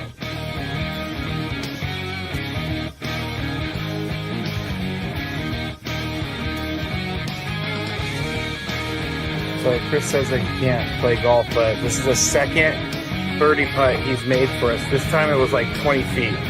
Thank you very much, Greg. But once again, you're hitting some very nice shots as well. I'm not usually complimentary to you, but I can't help but be complimentary.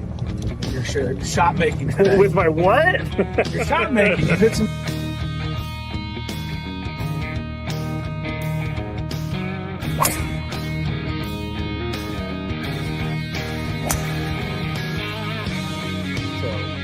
We are league 10 now, and it's getting really windy. It's actually kind of cold. I'm not gonna lie, I know we're in San Diego, but we're 3 under as a group. We just got off the birdie, and I just hit my defense.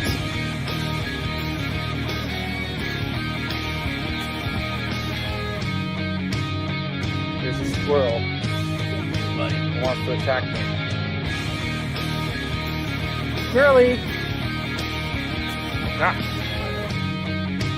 We just got our second birdie of the day thanks to this guy. Yeah, a 4-footer after. It was a 5-footer. After our pro drove it 300 to the front of the green and then chipped it within 5 feet. Gravy, don't feed the animals. Don't feed the animals. I do feed animals, but Chris made a birdie putt. Leaving the golf course.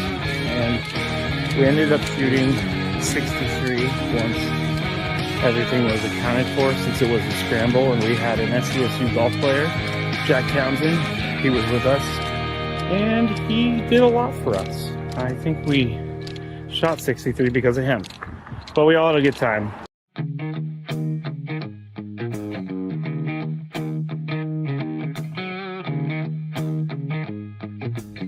There's a Roadrunner. Meet me. He doesn't like me. I guess I wouldn't like me either if I was chasing me. As you can see, I'm all Aztec'd out here at the Aztec Baseball Tournament. It's the SDSU Baseball Alumni Tournament. Right now, we are 1 under in the scramble. And Chris is playing well, Tony's playing well. But our ringer, Jack Townsend, is playing really well. So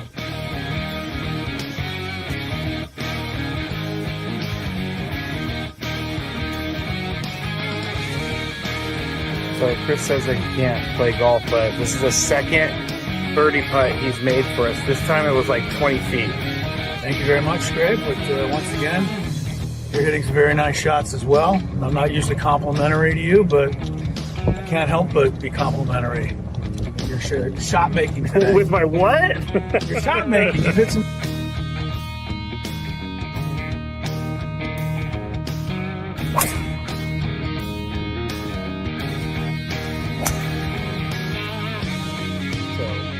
We are league 10 now, and it's getting really windy. It's actually kind of cold. I'm not gonna lie, I know we're in San Diego, but we're 3 under as a group.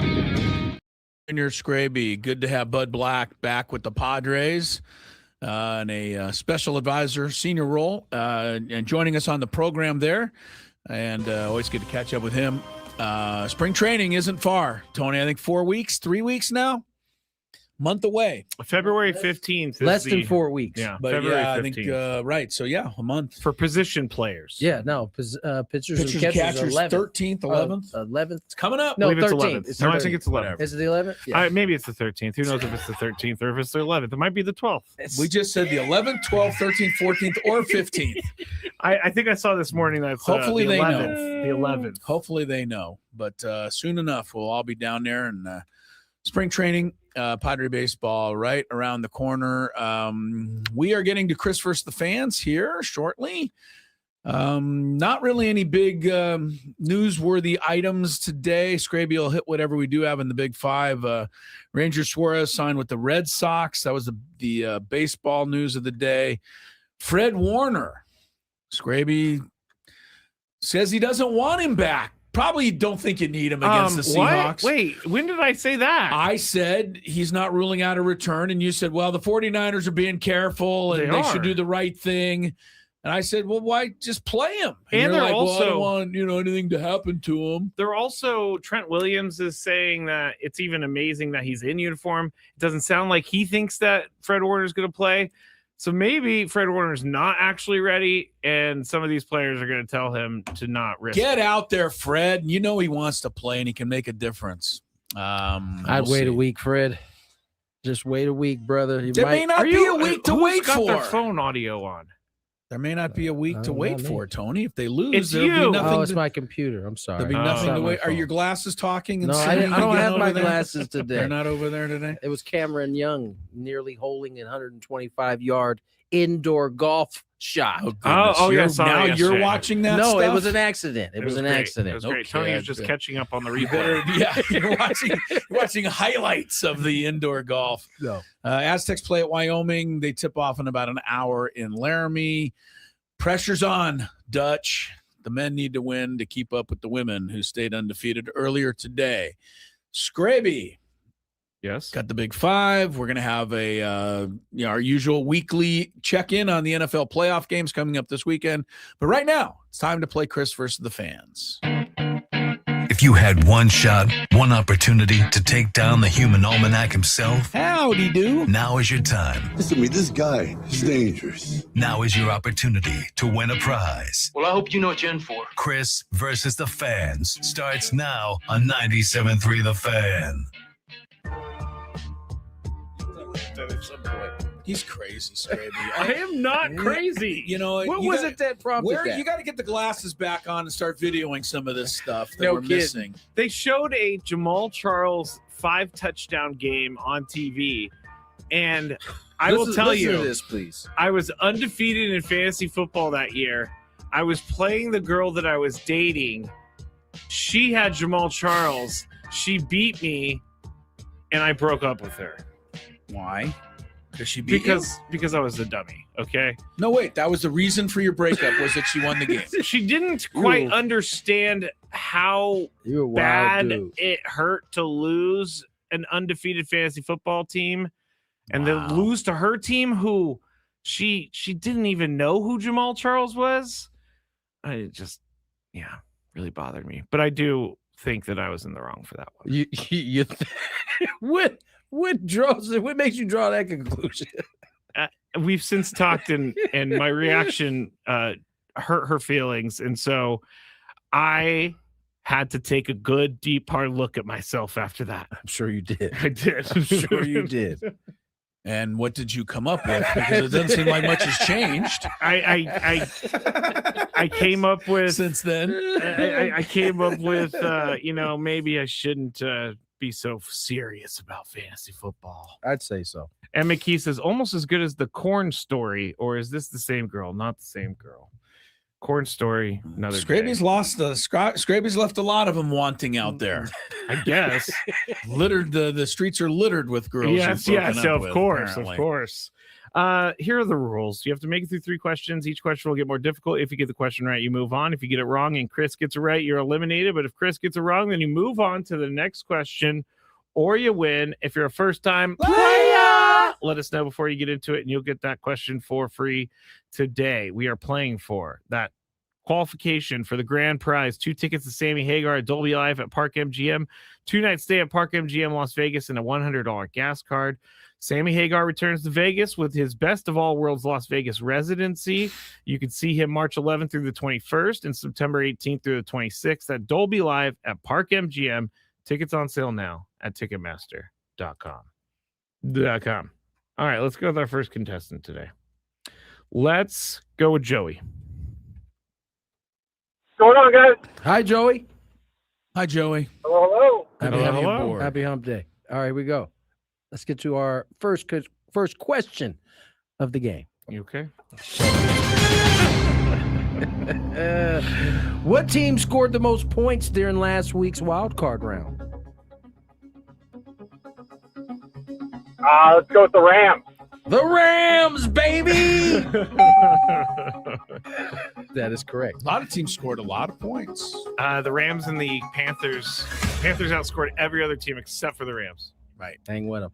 Question number 2. Peyton Manning. Oh, my Lord. Never mind.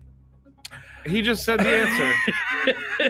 Who is this year's? Oh yeah, this is a hot button one. Who is this year's Super Bowl halftime show?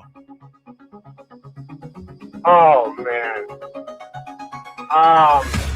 the guy from Puerto Rico. Yeah, I can't give you that. I can't think of his name. Oh no! Oh. I mean, he knows where he's from. Doesn't that count? That does not. Juan Paniquez is from Puerto Rico as well. They're not going to get him anywhere here. Okay. Am I up? Yeah. Bad Bunny. Oh, How about me knowing something? Well, we change in didn't. the I'm music sorry world? about that, Joey. We did an overtime about Bad Bunny being selected for halftime show. So Okay. maybe. Are you saying that's the only reason why Chris knew? That's I right. think it's the only time we've ever talked. I mean, about I was it. kind of in on the announcement when it happened. There was a big political brouhaha that went on, as it seems to be with everything in this world these days. Someone said Siggy Schmidt. Great timing. Great timing. Good one. All right. Let's go to Ryan. Welcome to the show, Ryan. How are you? Hey, I got the kids in the car. We went to Vegas on your guys' dime a couple years ago. Awesome. They're excited. All right, here we go. First question. What player, Major League Baseball player, was number 1 in the 2025 MLB Top 100 list? Oh, jeez. I don't know if you're going to Vegas. I think you can get this one. Best player? Oh, jeez. Ohtani. There you go. Yeah, Nice. it was easier than you thought. You're 2 answers away. Unfortunately. Here we go. Question number 2. Unfortunately is right. Yeah. Arguing with the sun. Okay, go ahead. In Bud Black's playing career, what team did he spend the most time with?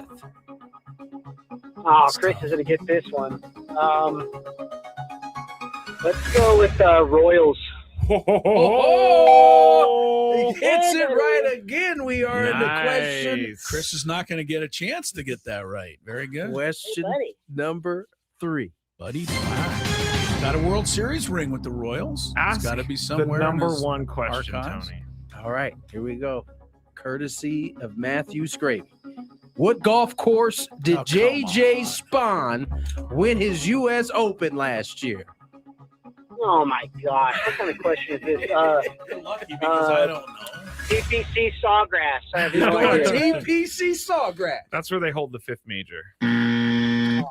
The fake one that you always No, the refer 5th to. major. And Charlie Hoffman said it was a 5th major. I trust Charlie. Honestly, was it the U.S. Open, right? It was. Yes. I really think it was in Pennsylvania, and I think it was something that I kind of will know the name when you say it, but I'm not going to. It's not coming to me. Encinitas Ranch. I only gave them a free plug because I really wanted to play that course, and we can never get on there. Oh man, I've played that course a lot. Encinitas Ranch, help me get on your Me course. too. Me too. I live there. I live 7 minutes away from a golf course, but I get on that to course. you guys right there. But I We're begging technically, you. but I, Encinitas Ranch, we're giving you free publicity. I Get us on this course. I technically live in Carlsbad, even though if I cross the street, I'm in Encinitas, so I don't get the Encinitas rate, so it's extremely expensive. Right? No, but you have to have an inn to get a tea time there. It drives me crazy. So it wasn't Encinitas Ranch? No, it's not Encinitas Ranch. All right, name it, and I'm going to be upset. What was it? Was it Pennsylvania? It was Oakmont. Pennsylvania. Oh, Yeah. Oakmont. Yeah, I could have got that. All right, good for you. Congratulations. Ryan, you got there. Kids are excited. Nice. Yeah, Stay on W. hold. Got the W. Good for you. All right. C20 says begging. Yes, we were. Oh, we're totally begging. I will 100%. I don't know if you. I don't. I'll just go out there and play. Okay? Well, I don't know if you've ever been. I mean, I've been there. I didn't want to get myself into trouble. I've never been on the course, but I parked my car in that neighborhood for a few, whatever it was, and I walked by this course, and I'm like, wow, It's I would beautiful. love to play on this beautiful. course. And then I found out what it was, and then found out you can never play on the darn thing.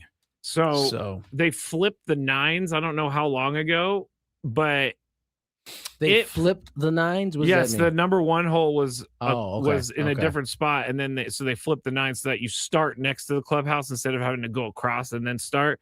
Chris, we got to get you on the Encinitas Ranch. It is a great golf course. It's one of my want to. favorites. I'm trying.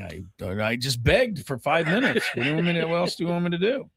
It's got to be somebody from Encinitas Ranch who knows somebody who listens You know, to the there show. is actually, I don't know if they still work there, but they actually saw my name in a gift card drawer at Encinitas Ranch and hit me up on Instagram to tell me that I forgot to pick up my gift card. And they're friends with Woods. So if you're listening, hook us up. Ah, okay. All right, that was a lot of begging. Lots of We want to No go with some more? shame, no shame. no, at that's right. all. No shame, no game. Yeah, I don't know if that's a real saying, but it is now. All right. All right, that wraps it. Good job. Ryan wins that. We got coming up Big Five. We got coming up NFL weekend preview, news and notes you got to know, fun stuff that you probably didn't know and may not need to know, but it'll be fun to have. It's all coming up as the program rolls along towards 6. Aztecs tip-off in Laramie at 5. And it's Gwynn and Chris with a check of traffic. From the 855 Get Ross Traffic Center, protecting San Diego.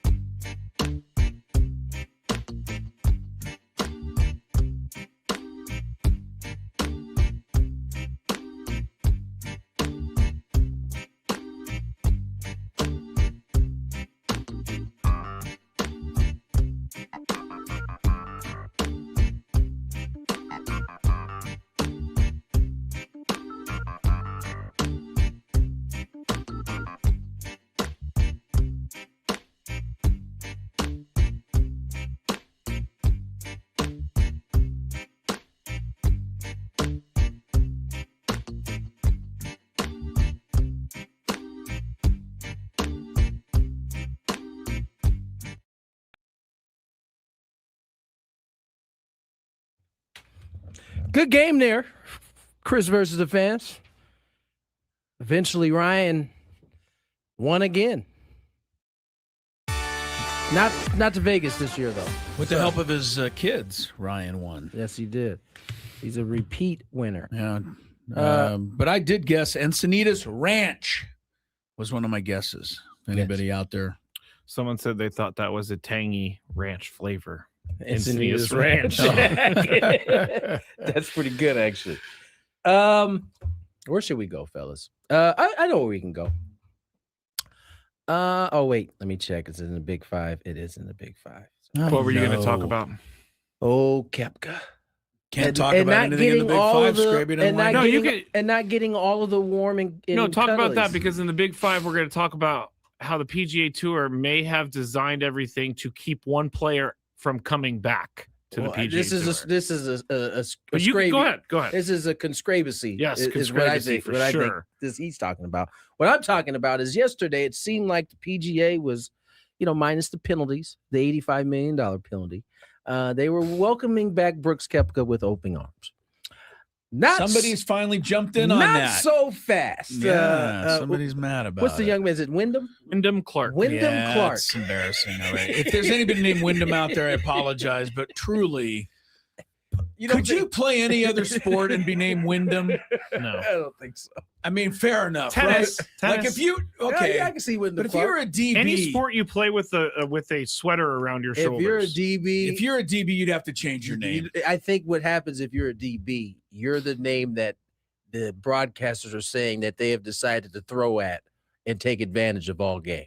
Right. They're going to go after Wyndham today on the left side. But Wyndham not but happy. Wyndham Clark not happy. No, not happy. He feels like Brooks is getting to have his cake and eat it too. I scoffed at Wyndham. You did, and it felt like it was just basically based on his name that you scoffed at. No, I didn't. More so, I was like, do something and then you could talk. But he has won a U.S. Open, so I can't. Seems like he should be able to comment. He should be able to comment. And then I put myself in his position. I'm assuming he's been loyal to the soil. He has. I'm assuming since he won a U.S. Open, Live Golf at one point tried to offer him a contract or have discussions or something, and he turned him down to stay with the PGA Tour. And Wyndham might have been, if you think about it, right? Because initially, all of the big names were kind of like keeping him at arm's length. Yeah.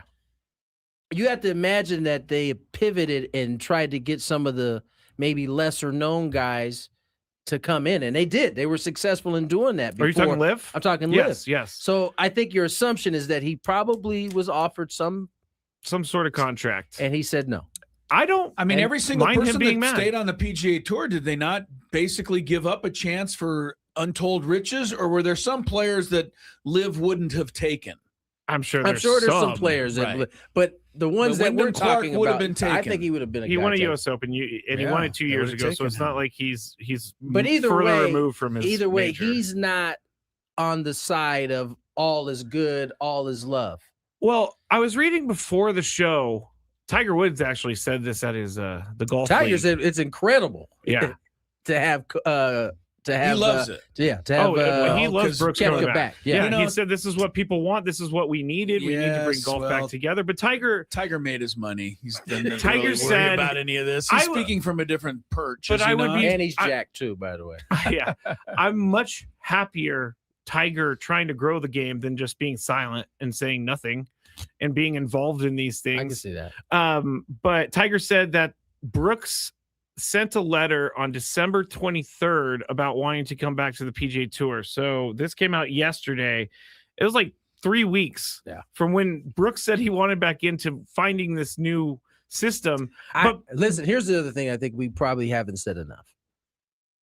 This was a very easy target to get like a lick back at Liv, right? Oh, yeah. You're taking one of the guys that they worked really hard to get, and you're snatching them away. Yeah. And you're making press doing it too. Yes, you're making press because you have this returning member program that we'll talk about in a little bit. I don't mind Wyndham being mad about this, but they are penalizing these guys. Yeah, Like it's not like they just are letting Koepka back in. There's like a scot-free. revenue sharing type thing that they set up for these guys. That he doesn't get to he doesn't participate. get that for like 5 years, which is a long time. And he had to give up what $5 million for a donation, and then they're estimating he's going to lose around $85 million. But he made $85 million before he lost the But that's what we're chance saying. to make But more. put it this way: think of any of the other major sports. How often are they getting fined in the millions? Outside of a suspension for PEDs, they're not getting fined like that. They're not paying that type of price. And also, PGA Tour doesn't release their punishments. Well, so they released this one. they had to. $85 million later. I mean, Wyndham Clark, in the end, he probably knows this is a good thing, but I understand why because like you said, loyal to the soil. I hope Wyndham Clark and Brooks go in a playoff somewhere, and Wyndham kicks his butt, tells Brooks, take that. I'm sure it'll be pretty sweet for him at that point. I think I don't know if we'll hear from anybody else, but I'm sure he's not the only one who feels like that. I'm sure. I have. There was some very salty I would feelings. think there'd be some. as When those guys Rory are leaving and McIlroy getting the feels. money, your boy Rory is he's been real quiet. I can't wait. He doesn't stay quiet very long. As soon as he has his opening, he can't help it. He's gonna have something to say. I bet you he says Get it's good the for the PGA spotlight Tour. on me. I'm Rory. That's not what he said at all. That guy. That's not what he said at all.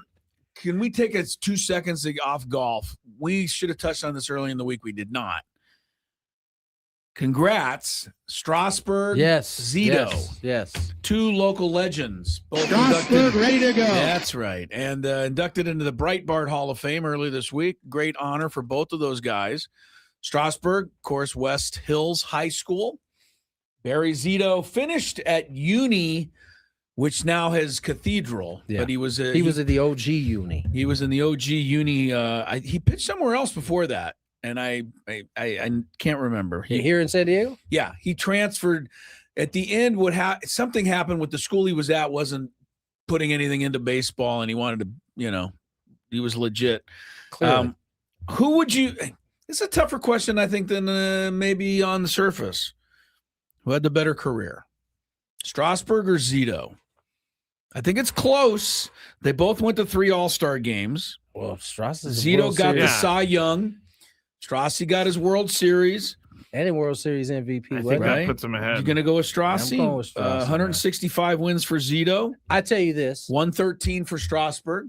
So Zito had 50 more wins. Also pitched 1,000 more innings. Zito did. Better career. I'm going to go Strasburg, I still think it's it's close. It's closer. I think obviously Zito had a healthier career. Yeah, he had longevity. He had a little longer, but in terms of like impact, yeah, I don't know. Oh, Zito got his World Series ring. Oh, with the Giants, 2012. Yep. Maybe the big difference, Strasburg has a Silver Slugger Award. No, I don't think that's a difference. Does he have Strauss? No. Does he have a Gold Glove?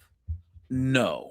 I would think that both guys would be complimentary of each other. Like if you asked Zito, he'd say Strasburg had a better. And I bet you if you asked Strasburg, he'd probably say, Zito might have had a better career. I know if you asked Strasburg, he'd say Zito. Right? That's just kind of how Strasburg is. Yeah, they both had good careers. Let's be straight up. Yeah. But anyway, they were honored this week at the Hall of Champions, Breitbart Hall of Fame. So good for both guys there. Congrats. I think it's a cool deal to be recognized by the city you grew up in. You know, absolutely. As a that's what you care most about anyway. A lot of times. Yeah. All right, let's get the break. On the other side, Scraby's long-awaited Big Five that we stayed away from certain topics. Thank you.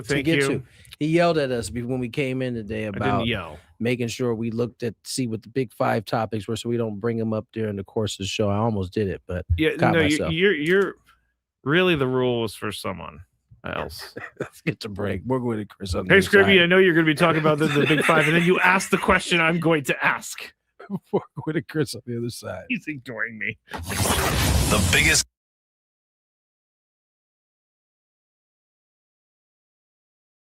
All right, it's time for the Beaver Nuggets. So the story is somehow Buc-ee's got brought up. I think Frank brought it up. Yes.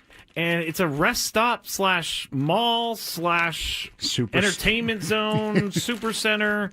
And someone said on the chat yesterday that they have like 100.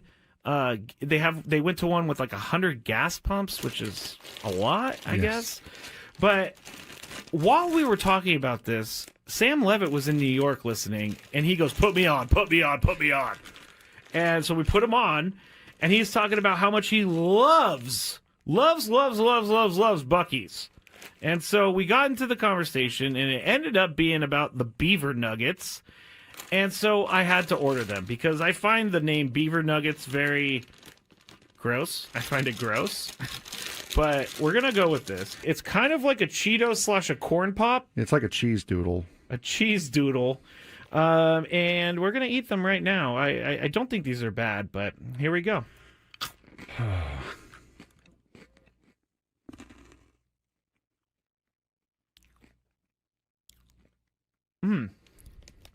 I like it. It tastes like a corn pop. I was going to say it tastes like a waffle, really. It does kind of taste like a waffle. You know what? I'm in. These are good. Yeah, I'm not. You want another one? No, I don't want another one. But yeah, I mean, it tastes like a waffle, like a waffle with syrup on it. It's pretty good. I gotta say, I'm not hating these at all. Actually, they're very good. I like this. The waffle is a perfect explanation. If you've ever had, I'm sorry, I'm talking on the microphone with food in my mouth. But if you've ever had a what is it? A Lay's potato chip that's waffle flavor. It's kind of like that. Sad Fryer says, "Are they cheesy?" No, they're not cheesy at all. Actually, they're sweet. No, it's like a hard waffle with syrup on it, with dried encrusted syrup on it. Now I don't exactly know what the puff is.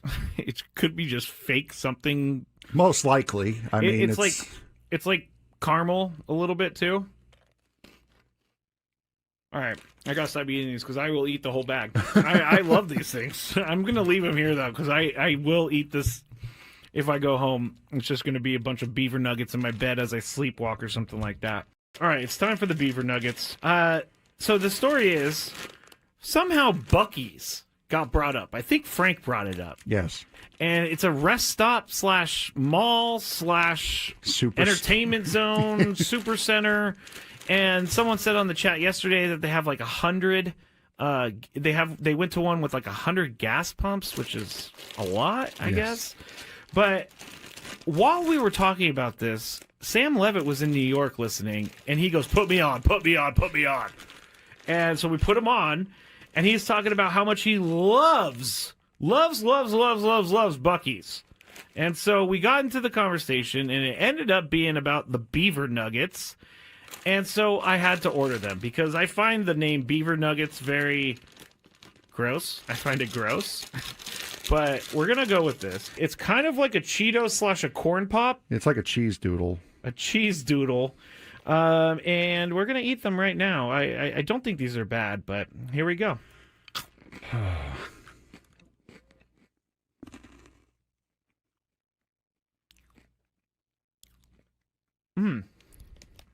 I like it. It tastes like a corn pop. I was going to say it tastes like a waffle, really. It does kind of taste like a waffle. You know what? I'm in. These are good. Yeah, I'm not. You want another one? No, I don't want another one. But yeah, I mean, it tastes like a waffle, like a waffle with syrup on it. It's pretty good. I gotta say, I'm not hating these at all. Actually, they're very good. I like this. The waffle is a perfect explanation. If you've ever had, I'm sorry, I'm talking on the microphone with food in my mouth. But if you've ever had a what is it? A Lay's potato chip that's waffle flavor. It's kind of like that. Sad Fryer says, "Are they cheesy?" No, they're not cheesy at all. Actually, they're sweet. No, it's like a hard waffle with syrup on it, with dried encrusted syrup on it. Now I don't exactly know what the puff is. It could be just fake something. Most likely. I mean, it's like caramel a little bit too. All right. I got to stop eating these because I will eat the whole bag. I love these things. I'm going to leave them here, though, because I will eat this if I go home. It's just going to be a bunch of beaver nuggets in my bed as I sleepwalk or something like that. All right. It's time for the beaver nuggets. So the story is somehow Buc-ee's got brought up. I think Frank brought it up. Yes. And it's a rest stop / mall / entertainment zone, super center. And someone said on the chat yesterday that they have like 100. They went to one with like 100 gas pumps, which is a lot, I guess. But while we were talking about this, Sam Levitt was in New York listening, and he goes, "Put me on, put me on, put me on." And so we put him on, and he's talking about how much he loves. If you're a regular listener to the show, Gwynn and Chris, Casello, Tony Gwynn Jr., Scraby. You know one thing that Scraby despises is when we lollygag our way into the Big Five, and he can't seem to get it done on time. So I'm not going to do that today, Scrape. Going to turn it over to him early? Yeah, hit some traffic and let's go. Traffic's not ready. I knew it. See, this is why. Traffic's not supposed to come in until 37. So we lollygag, and then it goes a little bit beyond 37. He's like, "Hey, guys, you're taking too long." Right. When we was ready to go. It's just the traffic's not trying ready to help for you another out, 2 and minutes. you couldn't, All right. couldn't take advantage Traffic of it. in the middle of the Big Five, then. It's that time of the show when we check on the latest in sports. Only the most important topics and questions are brought to light. Stop what you're doing and listen. These news stories will astound and amaze you. The one, the only. Oh my God, who the hell cares? The Big Five starts now on 97.3 The Fan. One of the great listeners to our station, Charisma, said, "When is Tony Gwynn Jr. being elected into the Breitbart Hall of Fame?" I didn't do nothing. You got to actually... You hit a last-second shot to win your final game in high school. That's all great. But he hit that ball off of Trevor Hoffman. That's all great, too. That was fun. That probably is hurting his cause. I enjoyed that very much. But that one he hit after that, the Trevor hit is keeping him out of the Hall of Fame. When Strauss was able to accomplish what Barry was able to accomplish, I didn't come close to that. So there's your answer. In their mind, I still think you should be a. I appreciate the love. I think you should be a candidate, but I can understand Straussy and Zito getting the call. Getting the love at this point. We're broadcasting live from the Bill House Studios. We know how. I don't know why I trailed off on that. I felt embarrassed. Just we know how. There you go. All guests on 97.3 The Fan. Join us on the David P. Shapiro Fan Hotline. Sell it. David P. Shapiro, criminal defense attorneys helping good people regain control of their future when charged with a crime since 2010. Visit davidpshapirolaw.com. Woke up to a flurry of text messages from my family. Like a flurry. You know when you wake up and you see you've already received about like 6 or 7 messages, you're like, what the heck happened? It was all about the LA Olympic tickets registration opening. My sister, for some reason, is obsessed with getting tickets to the Olympics. So she texted me at 6 a.m. to tell me to get in line on the website. You got to get into the queue. I took my sweet time getting to the queue. And then once I got there, I sat there for an hour and the thing wasn't working. So then I exited, went back in. I sat there for another hour. It wasn't working. So I ended up giving up and she was unhappy with me for giving up. My question for you guys, and what is it, Wednesday? Chris, you're up first. Are you going to go to the LA Olympics? Man, doubtful. Doubtful. I did go in 1984. Oh, okay. So you have that under your belt. That sounds like a young man's task right there. Had a little more energy for that. But I also remember, I was living in San Diego, and I thought about it because I didn't want to go to LA and be in the mess that would be LA. People who recall the 84 Olympics in LA will tell you that for some strange reason, I don't think anybody ever explained it. I think people were so worried about gridlock that for 2 weeks, and I kid you not, no one was on. Nobody went anywhere. and the roads were almost wide open. It was the weirdest dynamic during those Olympic Games.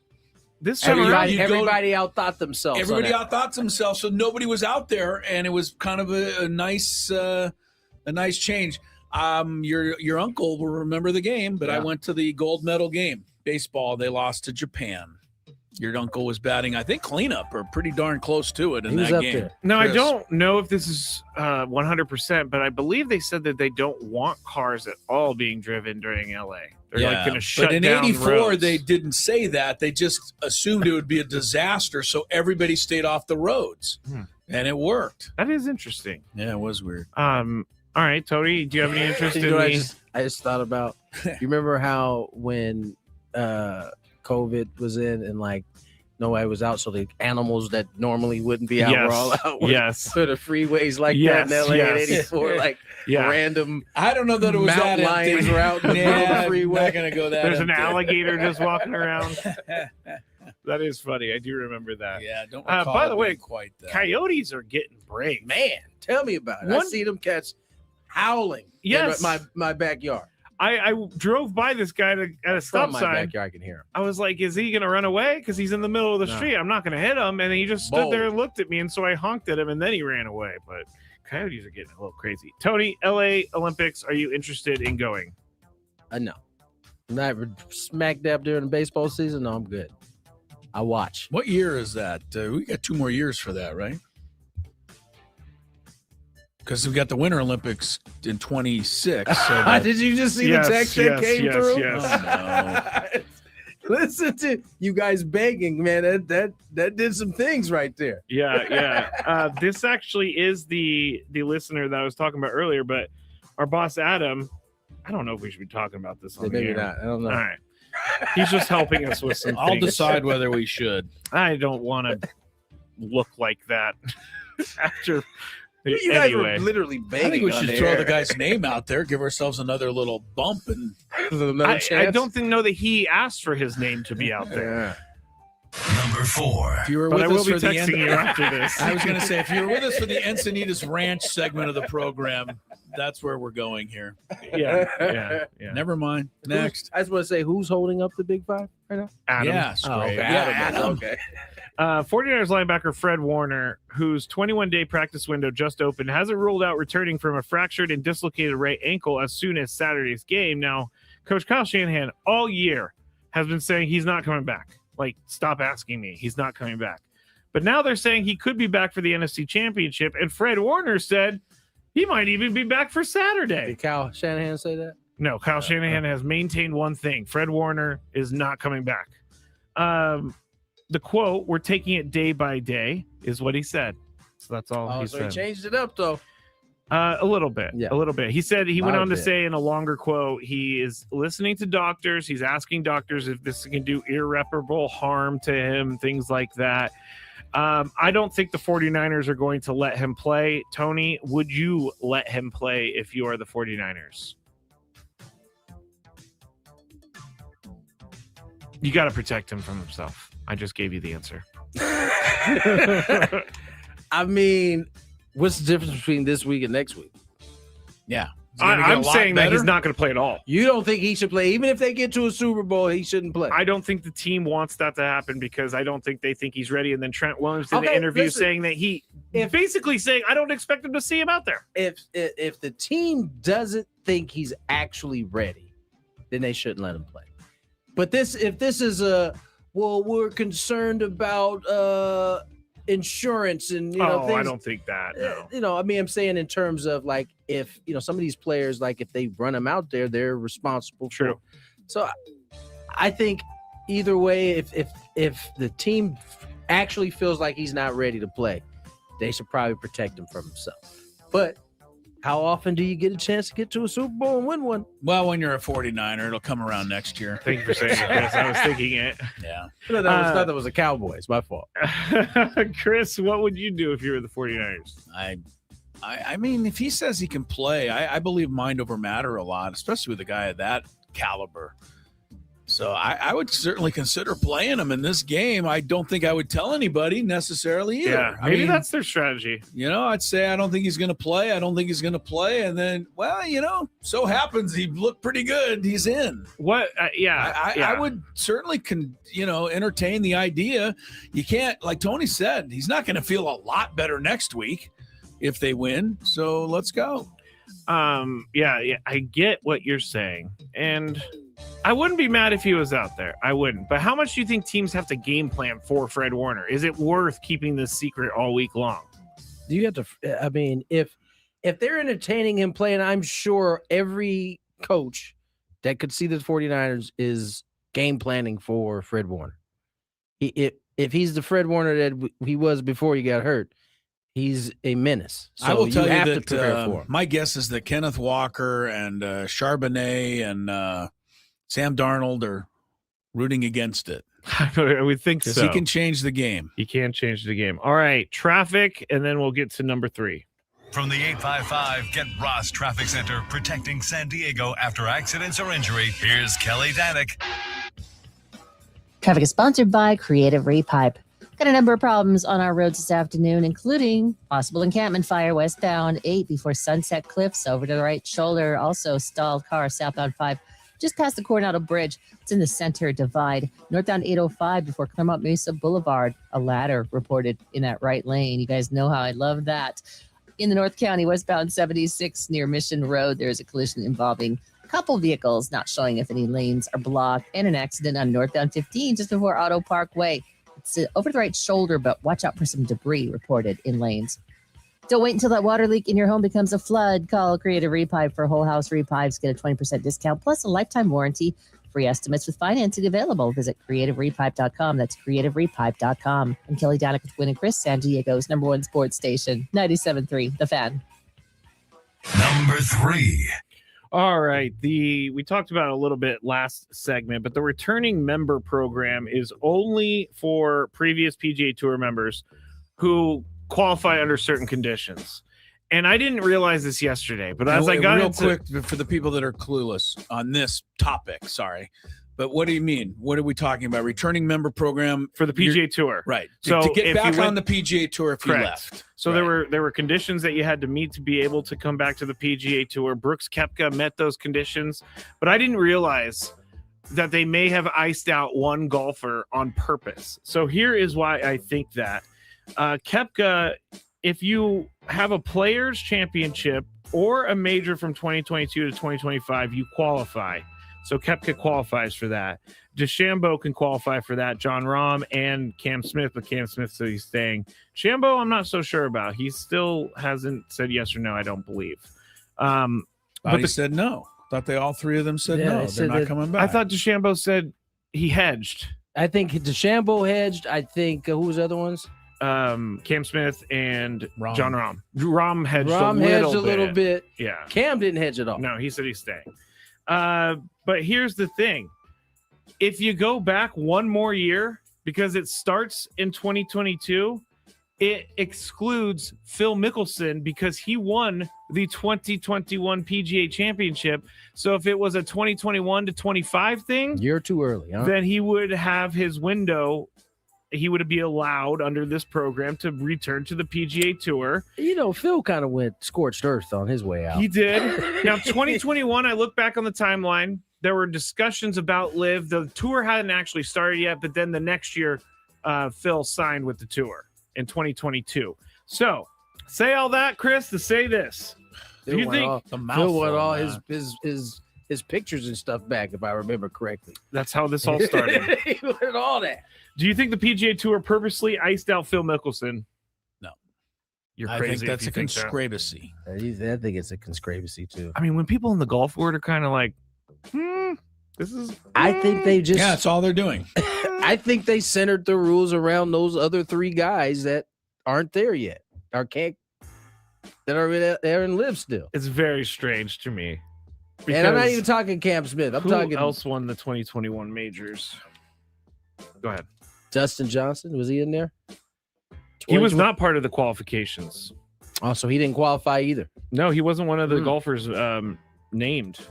Yeah, Yeah, I don't think they are intentionally going after Phil. I think this is a conspiracy. So Hideki Matsuyama won the Masters. He's still with the PGA Tour. John Rahm is gone. Colin Morikawa's with the PGA Tour, and Phil Mickelson. So you really only had Phil and John. Rahm already qualified. But Rahm already won a couple so years later. So if they were to go 2021, Phil would be it. Well, yeah, I think that's just a luck of the draw. I don't think Phil Mickelson is that big of a draw out there anymore. He's kind of gone in the forgotten pile. I hate to say.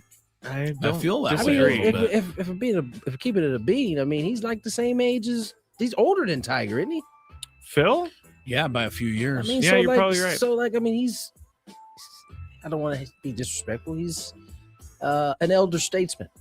Okay, elder statesman. Number 2. But if Tiger was like, you should let Phil back in, they would. Well, he didn't say that. So. All right, here are the odds for to win the Super Bowl teams among the teams that are still left. The Seahawks are the favorites, and then it goes Rams, Patriots, Bills, Broncos, Texans, Bears, and then the 49ers? Tony, should the 49ers be last in the odds? Yes. Why? Of the 8 teams left, the injuries. Yeah. They don't have their full team. I know we talked about their depth, but they're the most injured team left in the postseason. I don't disagree with you. So, yeah, I think they could very well. I may put down get some to a money Super on Bowl. This, actually. Plus 2,000 for the 49ers. It might be some good Why odds. don't you give me the money? I'm going to put my life savings on it. Yeah. $12. I honestly would consider putting the Bears behind them. I think you could consider Houston behind them on the surface, but a deeper look is revealing Houston's defense is looking pretty good. So I don't know.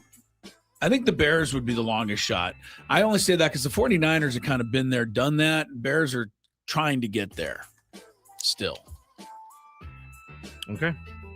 You feeling that? Number 1. No. I think I like these odds because I may actually bet on it, because if they do win the Super Bowl, $20 on plus 2,000. I don't know what that math's out to, but it's probably You made good. it sound like it's you going to better be a know lot. what it is so you know how much to collect. I don't care. I just want to see the green instead of the red in there. All right. Nike has signed pickleball phenom Anna Lee Waters in a head-to-toe deal aligned with its approach to sponsorship across racket sports, including the lucrative business of tennis fashion. Now, she's 18 years old. She's the first pickleball professional to sign with the company. She has won 181 professional pickleball association titles. What's her name? Anna Lee Waters. Right. 39 triple crowns. She won singles. 39 triple crowns. Won singles, doubles, mixed doubles, and golds at one tournament. She is known across her sport as the greatest women's pickleball player of all time at the age of 18. So 18? Yes. My question. She's 19. No, she'll be 19 in a week. I'm looking Okay. up her birthday. Anyway, go ahead. I was going to ask, is pickleball the next great sport of the United States, Chris? Not to anybody over the age of 19 who doesn't want to tear their knees up. I was just getting ready to say. I can't do it with the pickleball. I get too nervous. Let me tell you, pickleball. But I watch them play, and I think it's fun. I can watch a little of it, So building up some stars is good. This is my form of a conspiracy. Hmm. I think pickleball had some serious momentum until people started realizing you get hurt in pickleball too. Really? Because they started playing pickleball thinking it was a like- nice alternative to tennis. 100%. You didn't have to run around. You can stand. You do pretty much stand in one spot, but you are twisting those legs and making really quick movements that are, I've heard more than a few doctors tell me they stayed in 100%. business because I they're heard the getting same pickleball injuries coming in all the time now. I think that sport, I think initially, as Chris said, was thought to be a safer sport, but yeah, I don't know if it's got 18 years old, man. You can move around. You got the good. I mean, I cannot believe that she's won 181 professional pickleball association titles. She's 18. When did she start playing dominating professionally? y'all. I mean, maybe that they is dominant. Maybe they decide a title every day. I was just about to say, how many titles do they come across? Like, she playing in a tournament like every week. The May 19th champion of the pickleball world, Anna Lee Waters. It's crazy. Yeah. Yeah, I've never played pickleball, but I know our guy Sam Levitt loves him some pickleball. I like watching it. I think it looks like it'd be fun, but I'm staying off because I feel like something's gonna happen. KG says if frisbee golf doesn't become the next huge sport, pickleball probably won't. Well, that's easy because frisbee golf's not a sport. So. Oh wow! Listen to you. All right. If frisbee golf's not a sport, then what are we saying about real golf? Oh, that's a sport, baby. Okay. Them dudes at frisbee golf be getting after it. No, I would say this full on. And I know I just angered a lot of people. Fully stretched out dives. I just don't like it when people tell me to get rid of the boring sport of golf and try frisbee golf. Don't want to. I will tell you, whatever it was I was doing at Riverwalk yesterday was not a sport. It was a torture? Yes, it was not a sport at all. We got a happy hour, and it's going to be happy. We got fun stuff ahead. Gwynn and Chris, stick around.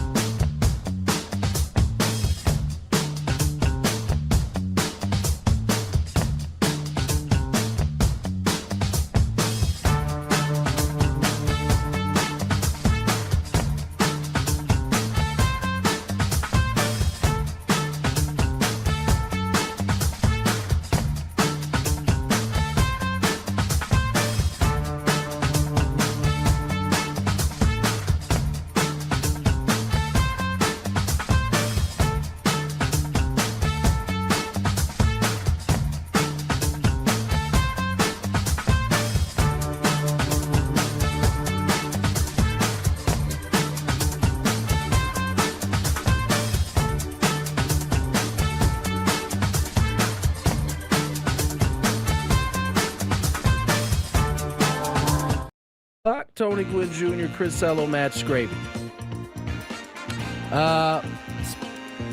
Lengthy show, but Black joined us earlier. Evan Drellich. Yeah, I know. Yeah, that's right. You out there thought we were going to have Evan Drellich on, but no. His evil twin, Evan Drellich. Evan Drellich joined us for a terrific conversation in the early portion of the show, 2 o'clock hour. You'll get a chance to hear that at the end of our show today. Gentlemen, where do you want to go? I mean, Aztecs are going to tip off here in the article you sent us this morning and said, please read. I think we should go there. I think we Boomski. should dispel this before it gets out somewhere Boomski. else. Yeah, Mary Bloom wrote an article today in the Forbes, and the title could send you to a bad place. Yeah, let's not totally blame this on Barry. Right. His article, although I think, stretching the truth or stretching your belief a little, is not as leading as the headline, and he doesn't write the headline. Right. And that's somebody else wrote one the of the headline. things we learned early on is that, Yes. because many of us have been mad at headlines before and mad at the writer because we thought he came up with the headline. That is not how it goes. But anyway, let me read you the headline. Read the headline, and then tell people ahead of time that don't worry yet. Yeah, no. Because when you hear this headline, you're going to be, what? The headline had me worried. Right. It Me says, too. What Joe Lacob, remember, that is the owner of the Golden State Warriors. Everybody was like so happy that he was at least one of the owners. Endorsed him again last night. What Joe Lacob's interest in the Padres means for the team's future. And so it kind of insinuates, no, it doesn't kind of, it insinuates that if Joe Lacob gets the team, takes ownership of the Padres, he could possibly want to move this team out of San Diego. And it was almost a little more than like insinuated. He could. Yeah. It was like, look out, if this guy ends up owning the team, get ready for the Oakland Padres. That was the craziest part of the whole article.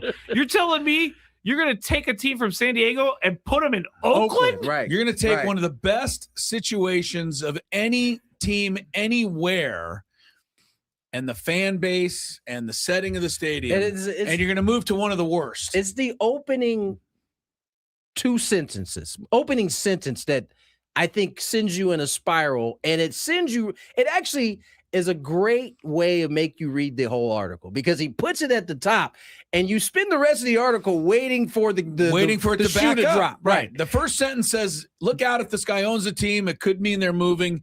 And then you read for another 20 minutes before it gets back to that. Here's the first sentence. Golden State Warriors majority owner Joe Lacob is interested in buying Major League Baseball's Padres, right, which could endanger their franchise long-term viability in San Diego. The only endangering he goes on to cite later in the article is that he interviewed John Moores, who said if the Padres ever left town, he would miss them. This really irked Chris. It does, because I would miss them. It doesn't mean they would move. Yeah. There's nothing to support his claim that they would move, other than the fact that anything's possible. But the Yankees could move to Saskatchewan. It's probably not going to happen. That's an interesting name for them. You know what I'm saying? Yeah, that's a hell of a market change. Right? Yeah, but you're not going to put it in a headline. Look out, Yankees could move to Saskatchewan, and then later in the story go, longtime Yankee fans said they'd be upset. But that doesn't mean they're going. He also, I'll give him this. He puts some information in there about the city's bonds and things like that, and Petco Park and how it's paid. Yeah, I get that. And at a certain point, they can the Padres can exit Petco Park. They had to have been there for like 20 years or something. And they passed that this past season. Yeah, so there are openings for it, but I do not think this would ever happen. I don't think beyond the fact that any team could move at any time, there's anything more than that to worry about, even if Mr. Lacob becomes the owner. Right. And if there was some truth to the fact that he was thinking about taking them to Oakland, I don't think this sales group or this particular ownership now, the Seidler people, would sell the team. Yeah, no. So I think we're worrying about much ado about nothing kind of thing. Yeah, no, it was. We were never worried. He just the first headline you were when you saw just the headline. The you're headline, like, what? and then the first sentence was the first thing that got me, and then you spent the rest of the time. And as you went through it, you saw Mr. Moore's quote. There is the quote that was confirmed. I don't know that we ever found this when Joe Lacob's name popped up, but it was confirmed that he did say always interested in looking into new opportunities, and buying the Padres might be something he'd explore. That was confirmed to be a quote from him by Forbes. So we read that a long time ago that he was interested, and we were interested. actually excited by that at the beginning. And I still think I kind of am, unless he really plans to go to Oakland. Why don't you move to somewhere? I mean, why go only to Oakland? There can be some other armpit somewhere else you could choose. Sorry, Oakland listeners, but they just had this whole thing with the A's. There's no stadium there. Like, right, that's the biggest thing. They have no stadium. When I saw the Oakland, no one wants to play in the Coliseum again. The Coliseum should not be up. At this point, I'm sure the animals have taken over the Coliseum. It hasn't been. It's been. Can you imagine what your raccoon is like in your studio? He's Debo now. Oh, your guy, your raccoon friend, for sure. But it was an interesting article in terms of bringing everybody's ire. As I wrote to you guys on their notes, I'm a big Barry Bloom fan. I've known him for a long time. I think this particular article is off kilter. A little bit. Now, maybe if in 7, 8, 9 years, Joe Lacob buys the Padres and moves into Oakland, then Barry, you get the last laugh. But I'm not counting on that happening. I think pigs will fly before a Major League Baseball team. Where will they fly out of? Never mind. I think that was monkeys. Yes, monkeys. Yeah. It was. You're right. I don't remember what movie that's from, but I don't either. But the monkeys came out from somewhere. Was it Mrs. Doubtfire? Do you know where I'm going here, Tony? Yes. Okay. When monkeys come. Oh, and then it actually happened in the movie. Get out of here. No, in the movie it was was it Jumanji? No. Anyway. Yeah. We digress. I'm Googling a phrase. Deep digression here. Oh man.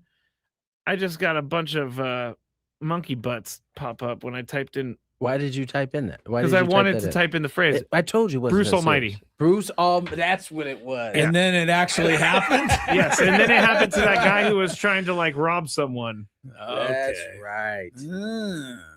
Great movie. That was. I think that was in our top. I think that was in both of our top 5s for Jim Carrey movies. Beautiful. Can I tell you guys something about CJ Stroud since we have 3 minutes? Oh yes, please. We are now in the era because the NBA had that issue with gambling and players possibly fixing things. We're in an era now where if someone plays bad, we're going to accuse them of throwing the game for betting purposes, and bettors want CJ Stroud investigated for his fumbles that he had in the Monday Night Football game. Now, officially, he only fumbled twice and he lost 2, but he did fumble 5 times. He actually dropped the ball 5 times. Yeah, so people are saying he was trying to inflate the fumble. The fumble number. People are saying they're mad because they lost money because he was out bet there under him to fumble. Apparently, you know what? If you bet under the fumble total, you deserve to lose your money. They've got the prop bets are going to have to go away at some point. I think so. Either that, or you're going to really be risking it too much. I don't know if you can risk anymore. Teams, I don't think, want to lose games. So as long as you keep that on the up and up, but these prop bets are too easy to rig. Not rig. In this case, think that it's rigged because he really did play bad. Like I was watching it, like who is what? What are you doing? What happened to you? Yeah, he just kind of held the ball and then dropped it. It was very strange, but yeah. So bettors are out there asking for an investigation to be started onto CJ Stroud, even though, I mean, if you're betting on fumbles, you've got some problems because fumbles are very hard. Your biggest issue if you're betting on fumbles is not that you lost money. Yeah, your biggest issue is that you bet on that in the first place. Yeah, Sorry to and I tell would you. think that the line for a fumble for a quarterback is only 0.5. Yeah, it's got to be a half. So one fumble and you lose. So the 5 fumbles, like, You lost big there. I don't get it. All right. All right. CJ, be careful. Let's get to break. More Gwynn and Chris on the other side. From the 855 Get Ross Traffic Center, protecting San.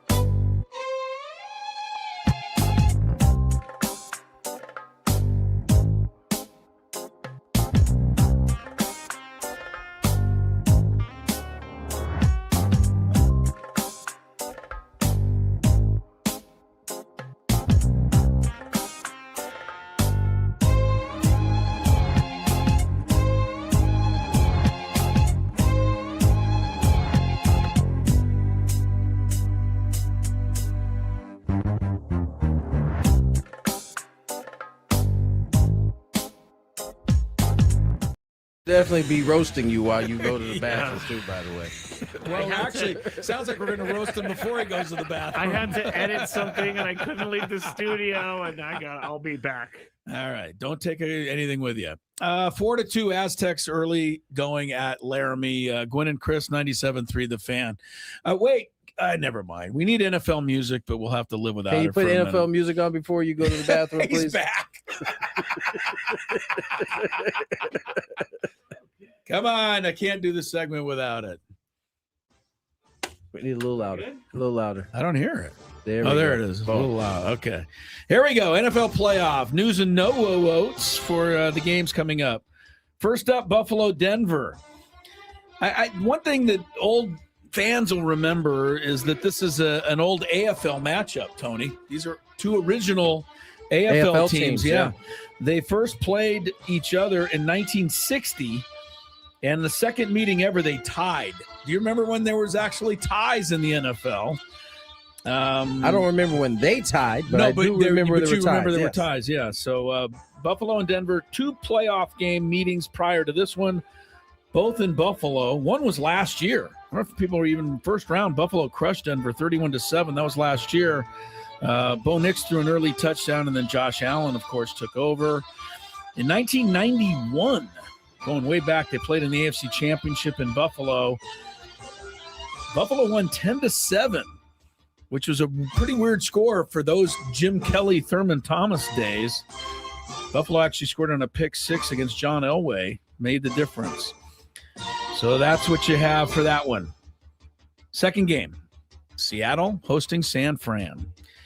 This is a doozy right here. This is a doozy, and here's even more doozy for you. I didn't realize this. San Francisco has won the last 4 meetings at Seattle. They won earlier there this year in week 1 and beating the Seahawks 4 straight games up there. Man. So that's something. How many straight? 4? Wow. First meeting in the playoffs ever between these two was in 2018. That was, I think, the Richard Sherman game where at the end when he went off, screamed at Aaron Andrews or screamed at everybody. And Seattle won that one 23-17 in a game officiated by Gene Steratore. Thought that was a fun note. The Beast Mode had a 40-yard touchdown run in that game for Seattle. 49ers beat the Seahawks a couple of years ago in the first round, 41-23 in San Francisco. Seahawks led that game at halftime before Brock Purdy, a couple of TDs in the second half, pulled it out for the Niners. This is a very, very good Seahawk defense. Very good. You think they're better than Houston's defense? I think they're better on the outside than Houston's Houston might be more stout in the middle. I think they're better in the middle, but they cover. They better be able to run the ball against the Seahawks. I'm curious to see what Shanahan, with a couple of weeks to prepare after just playing these guys. Vice versa, too. Right, true. But Seattle may have to change the defense up a little bit. Yeah. You can't just throw the same stuff at them. I think it's going to be a great game. It's the primetime game Saturday night. All right, Sunday morning. Well, actually about noon, first game Sunday. I think this is the stepchild game of the 4. I don't think people in general are interested in Houston, New England. Oh, it's definitely stepchild. Right? But I think it's a pretty good game. Is it Houston, New England? Yeah, Houston, New England. Yeah. I think it's a pretty good game. And defense. Two defenses. Both teams played great last week. Can C.J. Stroud hold on to the ball? He's going to have to. Drake May is going to make a couple of plays, you would think. These teams did play twice in the playoffs. You know what I will say? In the Tom Brady days, and of course the Patriots won both of those. Head coach for the Patriots, Vrabel, your guy. Yeah. What I will say about Mike Vrabel that reminds me of his Patriot days is his teams are very opportunistic, like the Patriots teams were. Yes, like if you put the ball on the ground 5 times, you are not going to beat lose them. that game.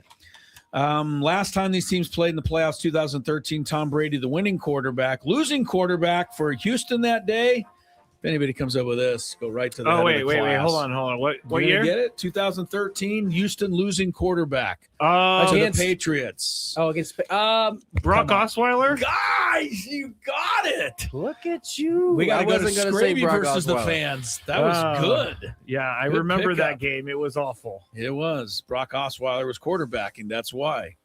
Remember, game, I think, didn't the Browns give him a big deal? I think the Dolphins gave him a pretty He nice played for the package. Dolphins? Another stupid move. Yes, he was there somewhere. All right, final game is Bears-Rams. I'm going to have a little fun with this. These two teams first played on October 10th, 1937. I remember it was a cold, windy day. I went down to the game in Chicago. Bears won the first ever meeting 20-2. These two teams have played 95 times over the years, but only twice in the playoffs. This is something you don't see anymore. 1950, the Rams beat the Bears in the playoffs 24-14. Ram quarterback that day, Bob Waterfield, who is a Hall of Famer, by the way, threw 3 touchdown passes and kicked a field goal. Nice. The Rams victory. The good old 3 touchdowns and a field goal. You know what, Bob? You want to run back and boot one through because we ain't got anybody else. 24-14 Rams. The second meeting of the two was in 85, and that's the golden days of the Bears. Yeah. NFC Championship game, 24-0. Rams could not score against that Bears defense. Was Dickerson in that backfield? Dickerson tried. Yeah, Man. they couldn't go anywhere. Rams threw for 66 passing yards total. And the Bears wrapped it up on a Wilbur Marshall 52-yard fumble return, which you've probably seen them play over and over in the highlights. Bears went on to win their only Super Bowl after beating the Rams that day. So there's just a little look-see. Here's one thing for you, Scrape, and you got to give credit where it's due. Last week's 49er victory over, forgot now. Eagles. Yeah, I put it out of my mind. I do that today. I was like, who do the 49ers play this weekend? I know. Isn't that funny? We're so crazy. 40th playoff win in 49er history. Yep. 40th. I did see this. And no one else has more. Yeah. Wow. They lead everybody. New England has 38. So they're second.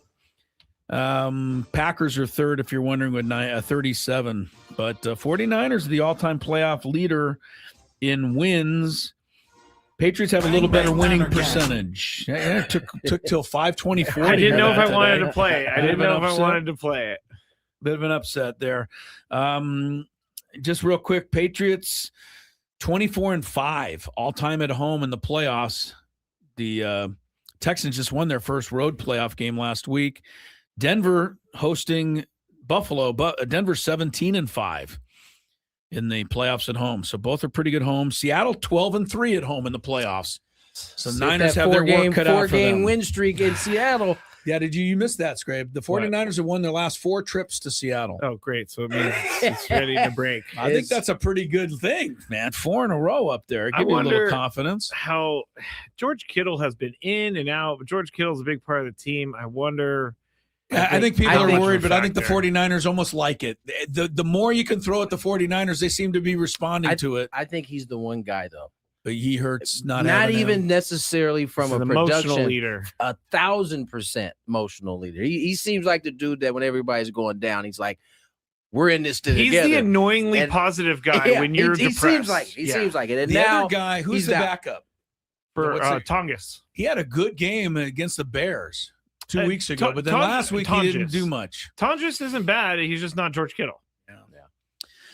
Man, it's like the nightmare now. If you see a guy in an athletic position and his heel touches the ground in an athletic position, did he tear his Achilles? Yeah. You can see. So is he out for most a times year? He's trying to come back before, or I have a feeling he's going to come back halfway through next year. He's going to try to. I think he got surgery today. Yeah. But they have that thing that Aaron Rodgers did. Remember, Aaron Rodgers was trying to come back in the same season. Yeah, he didn't look that great, though, the following season. It took him – he looked good this year. That it is took a a problem. full year, and he plays a much more physical position than quarterback. Yeah, George Kittle's also younger, so let's hope. Yeah, well, okay. I'm George just saying. Kittle, let's hope. One Yes, of the we're best- all one of the- Tony and I Everybody are please help. crossing our fingers, Yes. praying that the 49ers are at full health. The thing that makes things that makes him unique is that he's one of the few tight ends that actually like does tight end things like blocks. He blocks some people. Like, he does all of that stuff.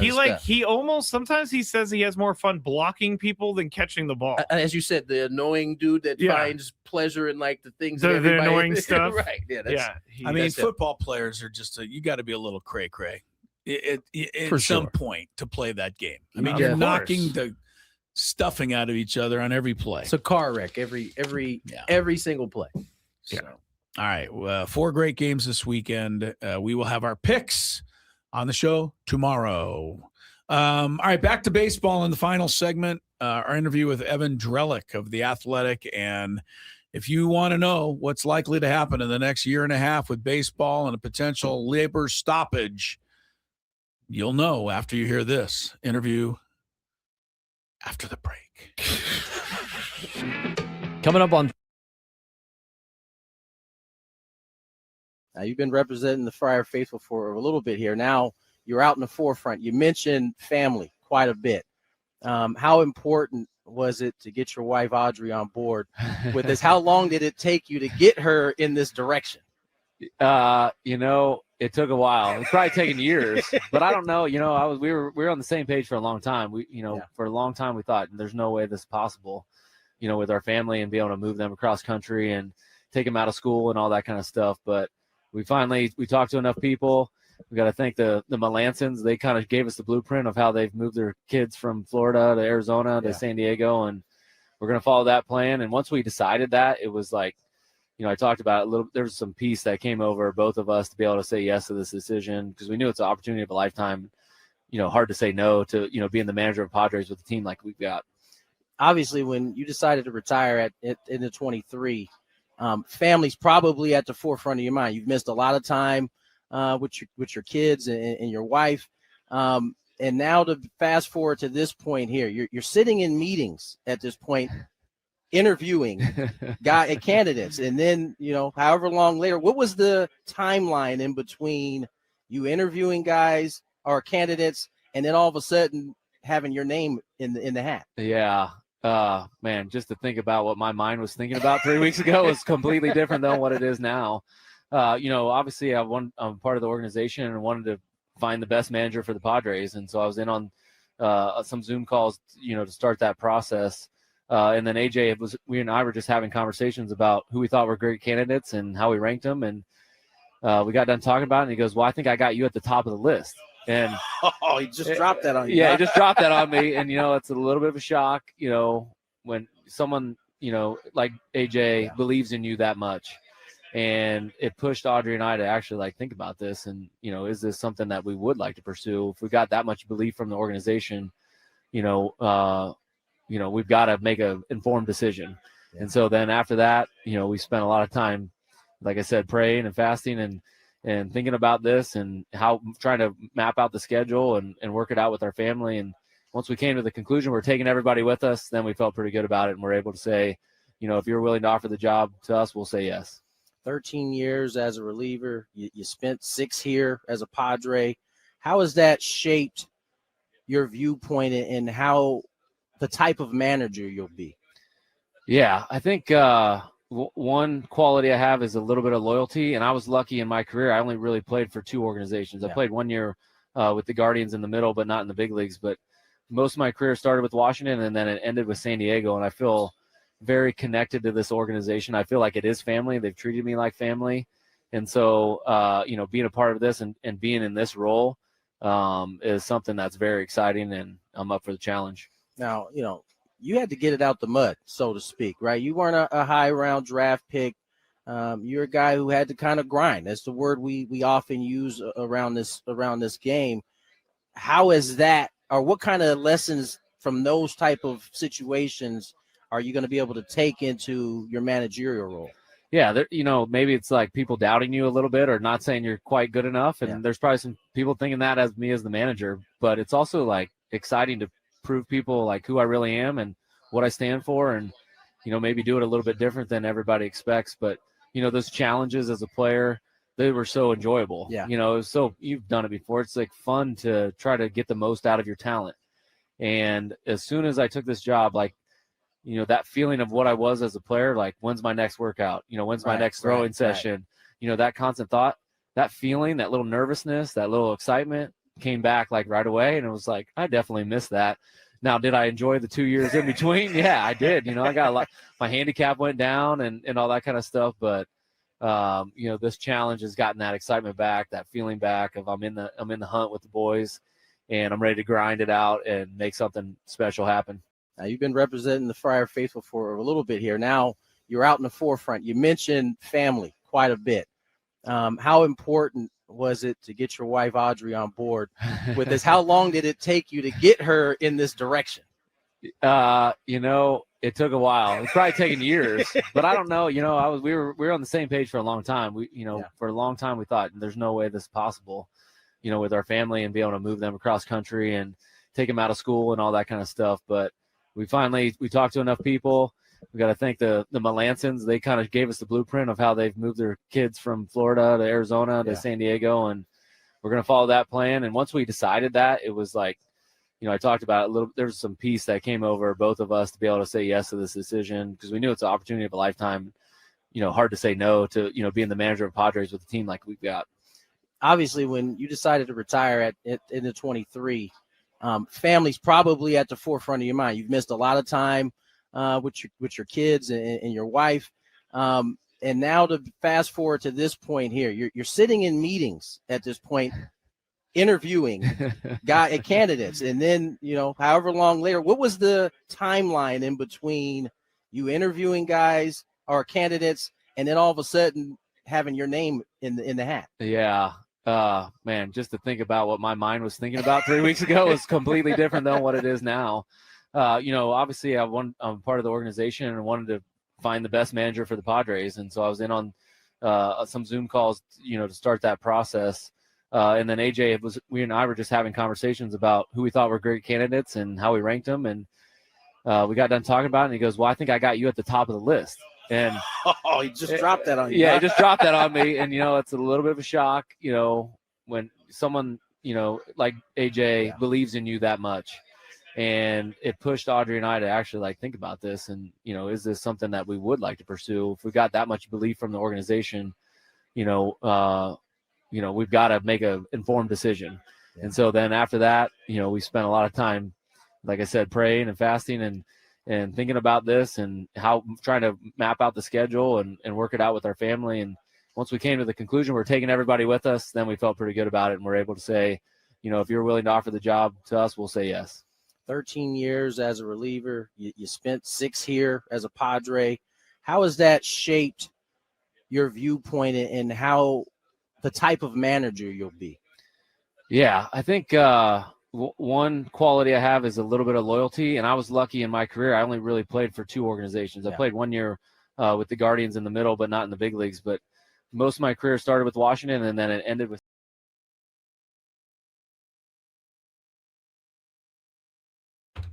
Listen up, listen up, listen up. Christina Stevens of San Marcos. Give us a call back. You're the biggest fan. You got 10 minutes, 833-288-0973. You have qualified for our grand prize, 20 tickets. You, Christina. There I was off the air. That was a tree in the forest again. 20 tickets. Falling and making no noise. For you and your friends for a night at our Odyssey Suite at a Padre game with all the fan staff later this season, catered by Spiro's Mediterranean Cuisine. Remember to register your name at 973thefansd.com/biggest fan. Christina Stevens, you're on the clock. Evan Drellich joined us early. Right now, just an update. Aztecs up 16-13. Yes. Any more details? It looks about as it looks about how I thought it would be in Learmonth. It's been a struggle the first half, but you know, the funny thing about watching a game up there is you see the first 3 minutes of the game, and then every player turns to the sidelines and begs out because they're just exhausted, and they're like, "How did that happen so fast?" It's funny playing in altitude. It I'd imagine, especially in a sport like basketball where it's constant up and down. There's like a period of time where you're good, and then when you hit it, that altitude hits you, it's a good 10, 15 minutes trying to work through that. It's going to take a minute or two. Piece to kind of acclimate, and then once you get going, I think then you're okay. The guys are all right. I don't know that they ever proved or disproved the beet juice thing. Do you remember that? Yes. But I know the women's team were all drinking the beet juice a couple of weeks ago, and they won. So I'm sure the men's team drank their short of beet juice. The altitude certainly does something to the blood when you're there. I don't know what does the beet juice do. I'm not sure. Yeah, but I don't either. But man, there is a block party in this game. Both sides throwing up, having some pretty massive blocks here early. Nonetheless, we got some traffic to get to here in a sec. Lakers off today.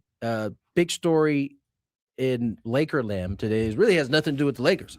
Has everything to do with Rich Paul and his comments about Austin Reeves being traded.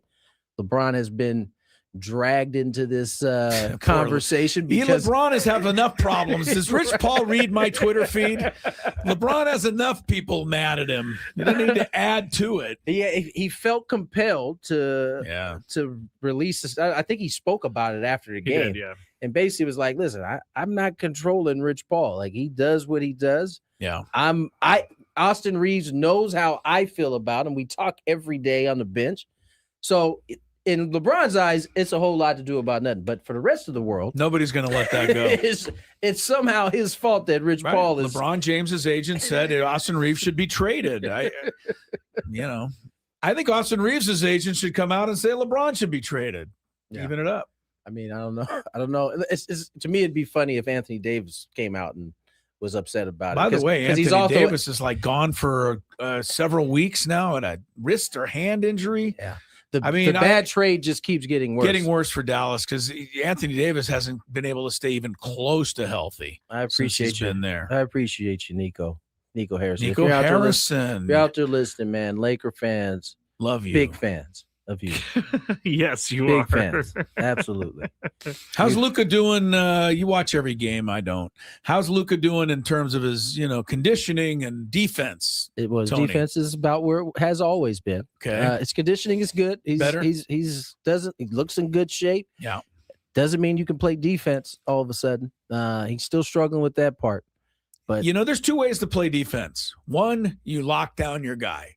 Two, you give up 30 points, but you score 40. That still wins. That's defense. That's what he does. 10 plus on his side. That's what he does. Yeah. Yeah. No. He's still good. LeBron is still doing crazy things. He had 31 points last night. I mean, that is an NBA game that you're still doing that in, and he's 43 years old. 41. Oh, 41. Yeah. Sorry. Yeah. 41. 23rd year. Yeah. That's where the 3 came in. All right. Traffic. Evan Drellich after. From the 855 Get Ross Traffic Center, protecting San Diego after accidents or injury, here's Kelly Danick. Still pretty busy on most of our roads this early evening, but just one problem to mention here. Imperial Avenue off-ramp, South 805 reports of a possible brush or encampment fire nearby. Some smoke visible in the area. I'm Kelly Danick with Gwynn and Chris, San Diego's #1 sports station, 97.3 The Fan. Evan Drellich from The Athletic. Boy, good to have him on the show, especially since Evan, we were holding off to 2:40 to have you on, but our segment started at about 2:36, so we've been tap dancing for 4 minutes until your arrival. Happy to have you with us. All guests join us on the David P. Shapiro Fan Hotline. David P. Shapiro criminal defense attorneys helping good people regain control of their future when charged with a crime. They've been doing it since 2010. Visit davidpshapirolaw.com. All right, Evan, thank you so much for your time, sir. Great stuff. Love following everything you write in The Athletic. I always feel smarter when I read your stuff. So I'm hoping to feel smarter again today. Start with a bit of a general overseeing question, but where do things kind of stand with baseball? And if I'm a fan, how worried should I be at this stage that something could happen? I'd be a little bit worried. I don't think it's a no worry zone. So in the next couple months, probably no later than May, last time it was in April, the union and the league will start having negotiations about the next CBA. The current deal expires after this season in December. In all likelihood, we're going to have another lockout starting in December, just like last time. And the big question is whether this one is exactly like last time, where it ends just in time for the regular season, or are games actually missed this go around? And the big looming issue so far is the potential of the salary cap. Owners have long wanted one.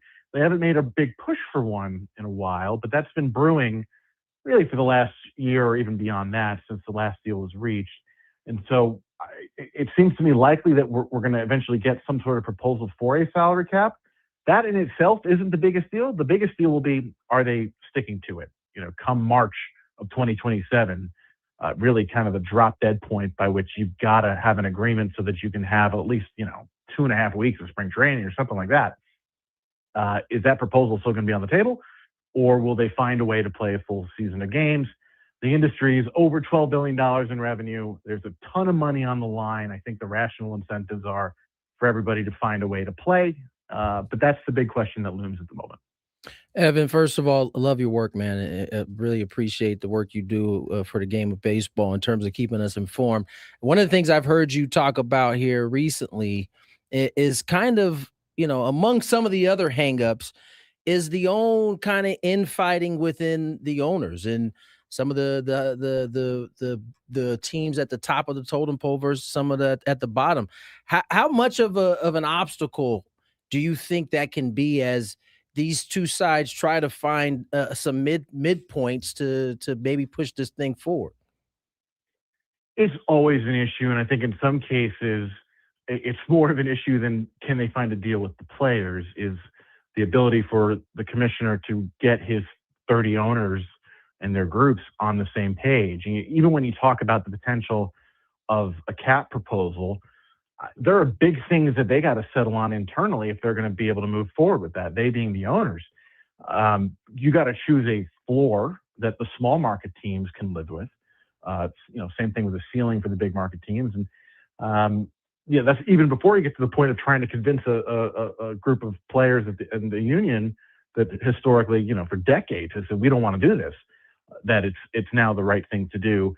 And the other part of this that's tied to a cap, that doesn't necessarily have to be tied to a cap, is the state of the sports media rights. Right. The RSNs are crumbling. The Padres, everybody's seen this, where MLB took over their broadcasts. MLB, there are some big changes MLB can make with media rights. That would involve big changes to revenue sharing, meaning how money is shared between the owners themselves. The tricky thing about that is that revenue sharing is collectively bargained. It has to go through the players. So there's just there's a lot to deal with for the owners who, in this negotiation, unlike the last one, where the players have been angry for a long time, this one is about the changes the owners want to make. There are certainly things the players want, but the aggressors so far have certainly been the owners. Evan Drellich from The Athletic, getting smarter by the moment here. Evan, thank you for all of this stuff. I kind of the opposite of what Tony asked, but is there any potential this time, because I don't really believe it's ever happened before, that the players aren't as strong this time as always in the past? I say that, you got the Bryce Harpers, you got the cream of the crop. I think, all of the things are nice for them.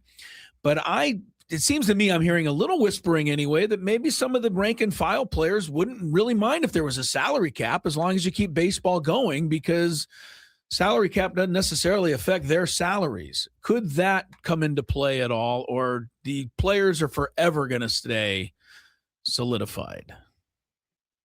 It's a good question. I think history shows us it's unlikely that the players are all of a sudden going to flip-flop their position here. That doesn't mean the owners shouldn't test that or won't test that and try to see it. Well, maybe, look, it has been, more than a full generation since you've had a true work stoppage, meaning games were missed, right? The 94-95 strike of 232 days is the last time people had to sit out and miss games. Yeah. It got real close last time in 2021, 2022, but it didn't end up happening. And so, is this group as steadfast as it was in the past? You can ask somewhat similar questions on the ownership side. You've got a lot of new owners. how are they going to stick together? Are their incentives all aligned? There is certainly a reality that for the owners, the moment you get a salary cap, your franchise values shoot up. If it costs you a season of games, if the players are really still entrenched in this position, is that trade-off worth it? Is it worth passing up whatever $13 billion that the two sides split to get to that point? So I think the league is trying to, including the commissioner, message to players, hey, you guys should consider how a cap could potentially help you. The union's position has always been economically, this will hurt us. Even if there are immediate gains over the long term, this is bad for players, don't do it. I am skeptical that they can get enough players to basically change their minds. And it's not just players, it's their agents who are very close to the players. So is it impossible? No. Is it likely? No.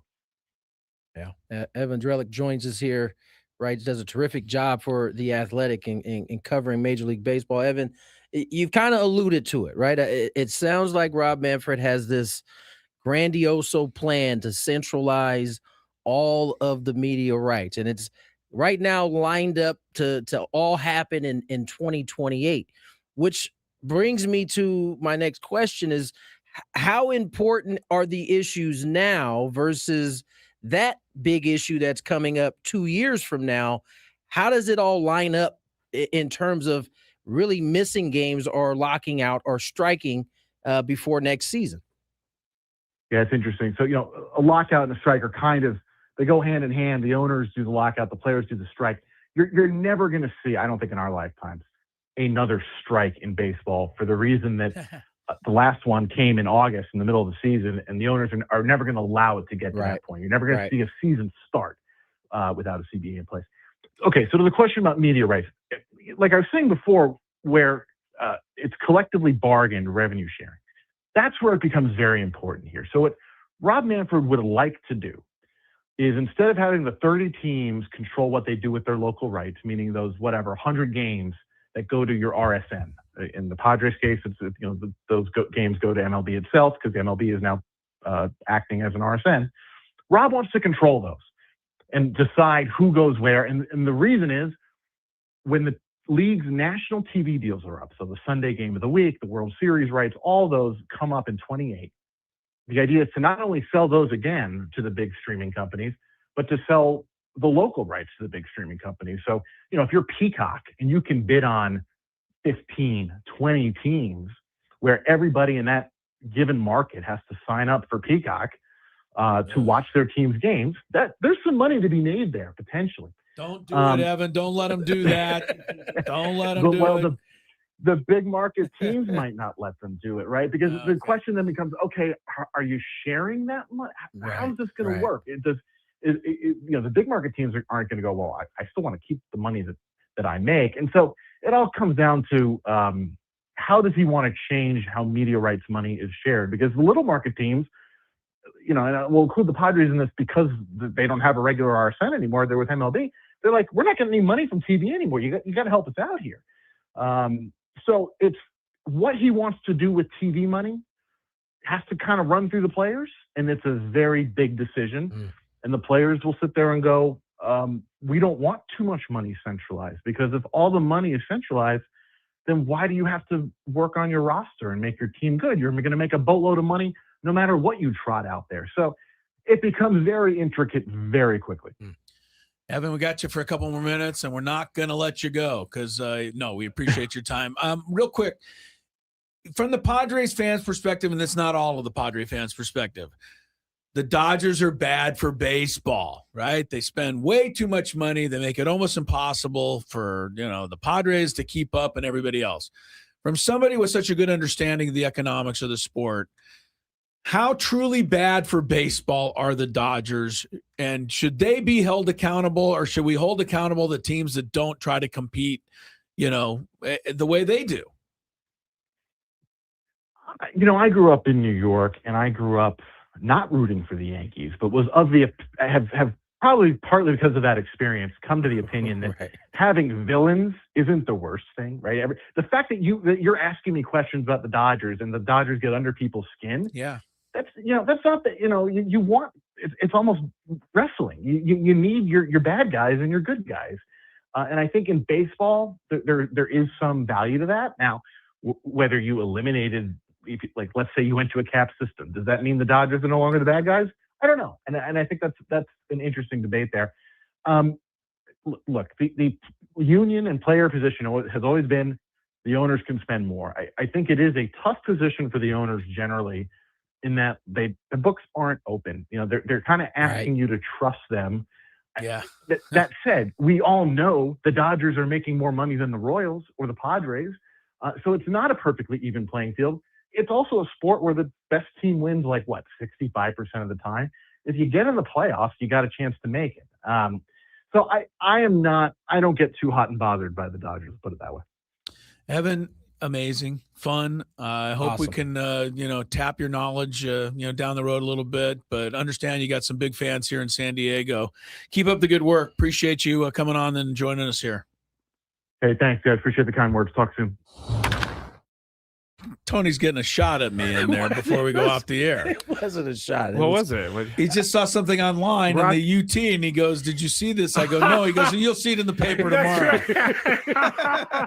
It was a story on Rocky Long. He's a head coach in a Colorado high school now, and it just popped up on my phone. I was like, "Oh wait, that's probably not going to be in the paper till tomorrow." Yeah, but that good is call, Tony. Good call. Rocky Long, he's a football coach. Yeah, that is not a surprise to me. Nope.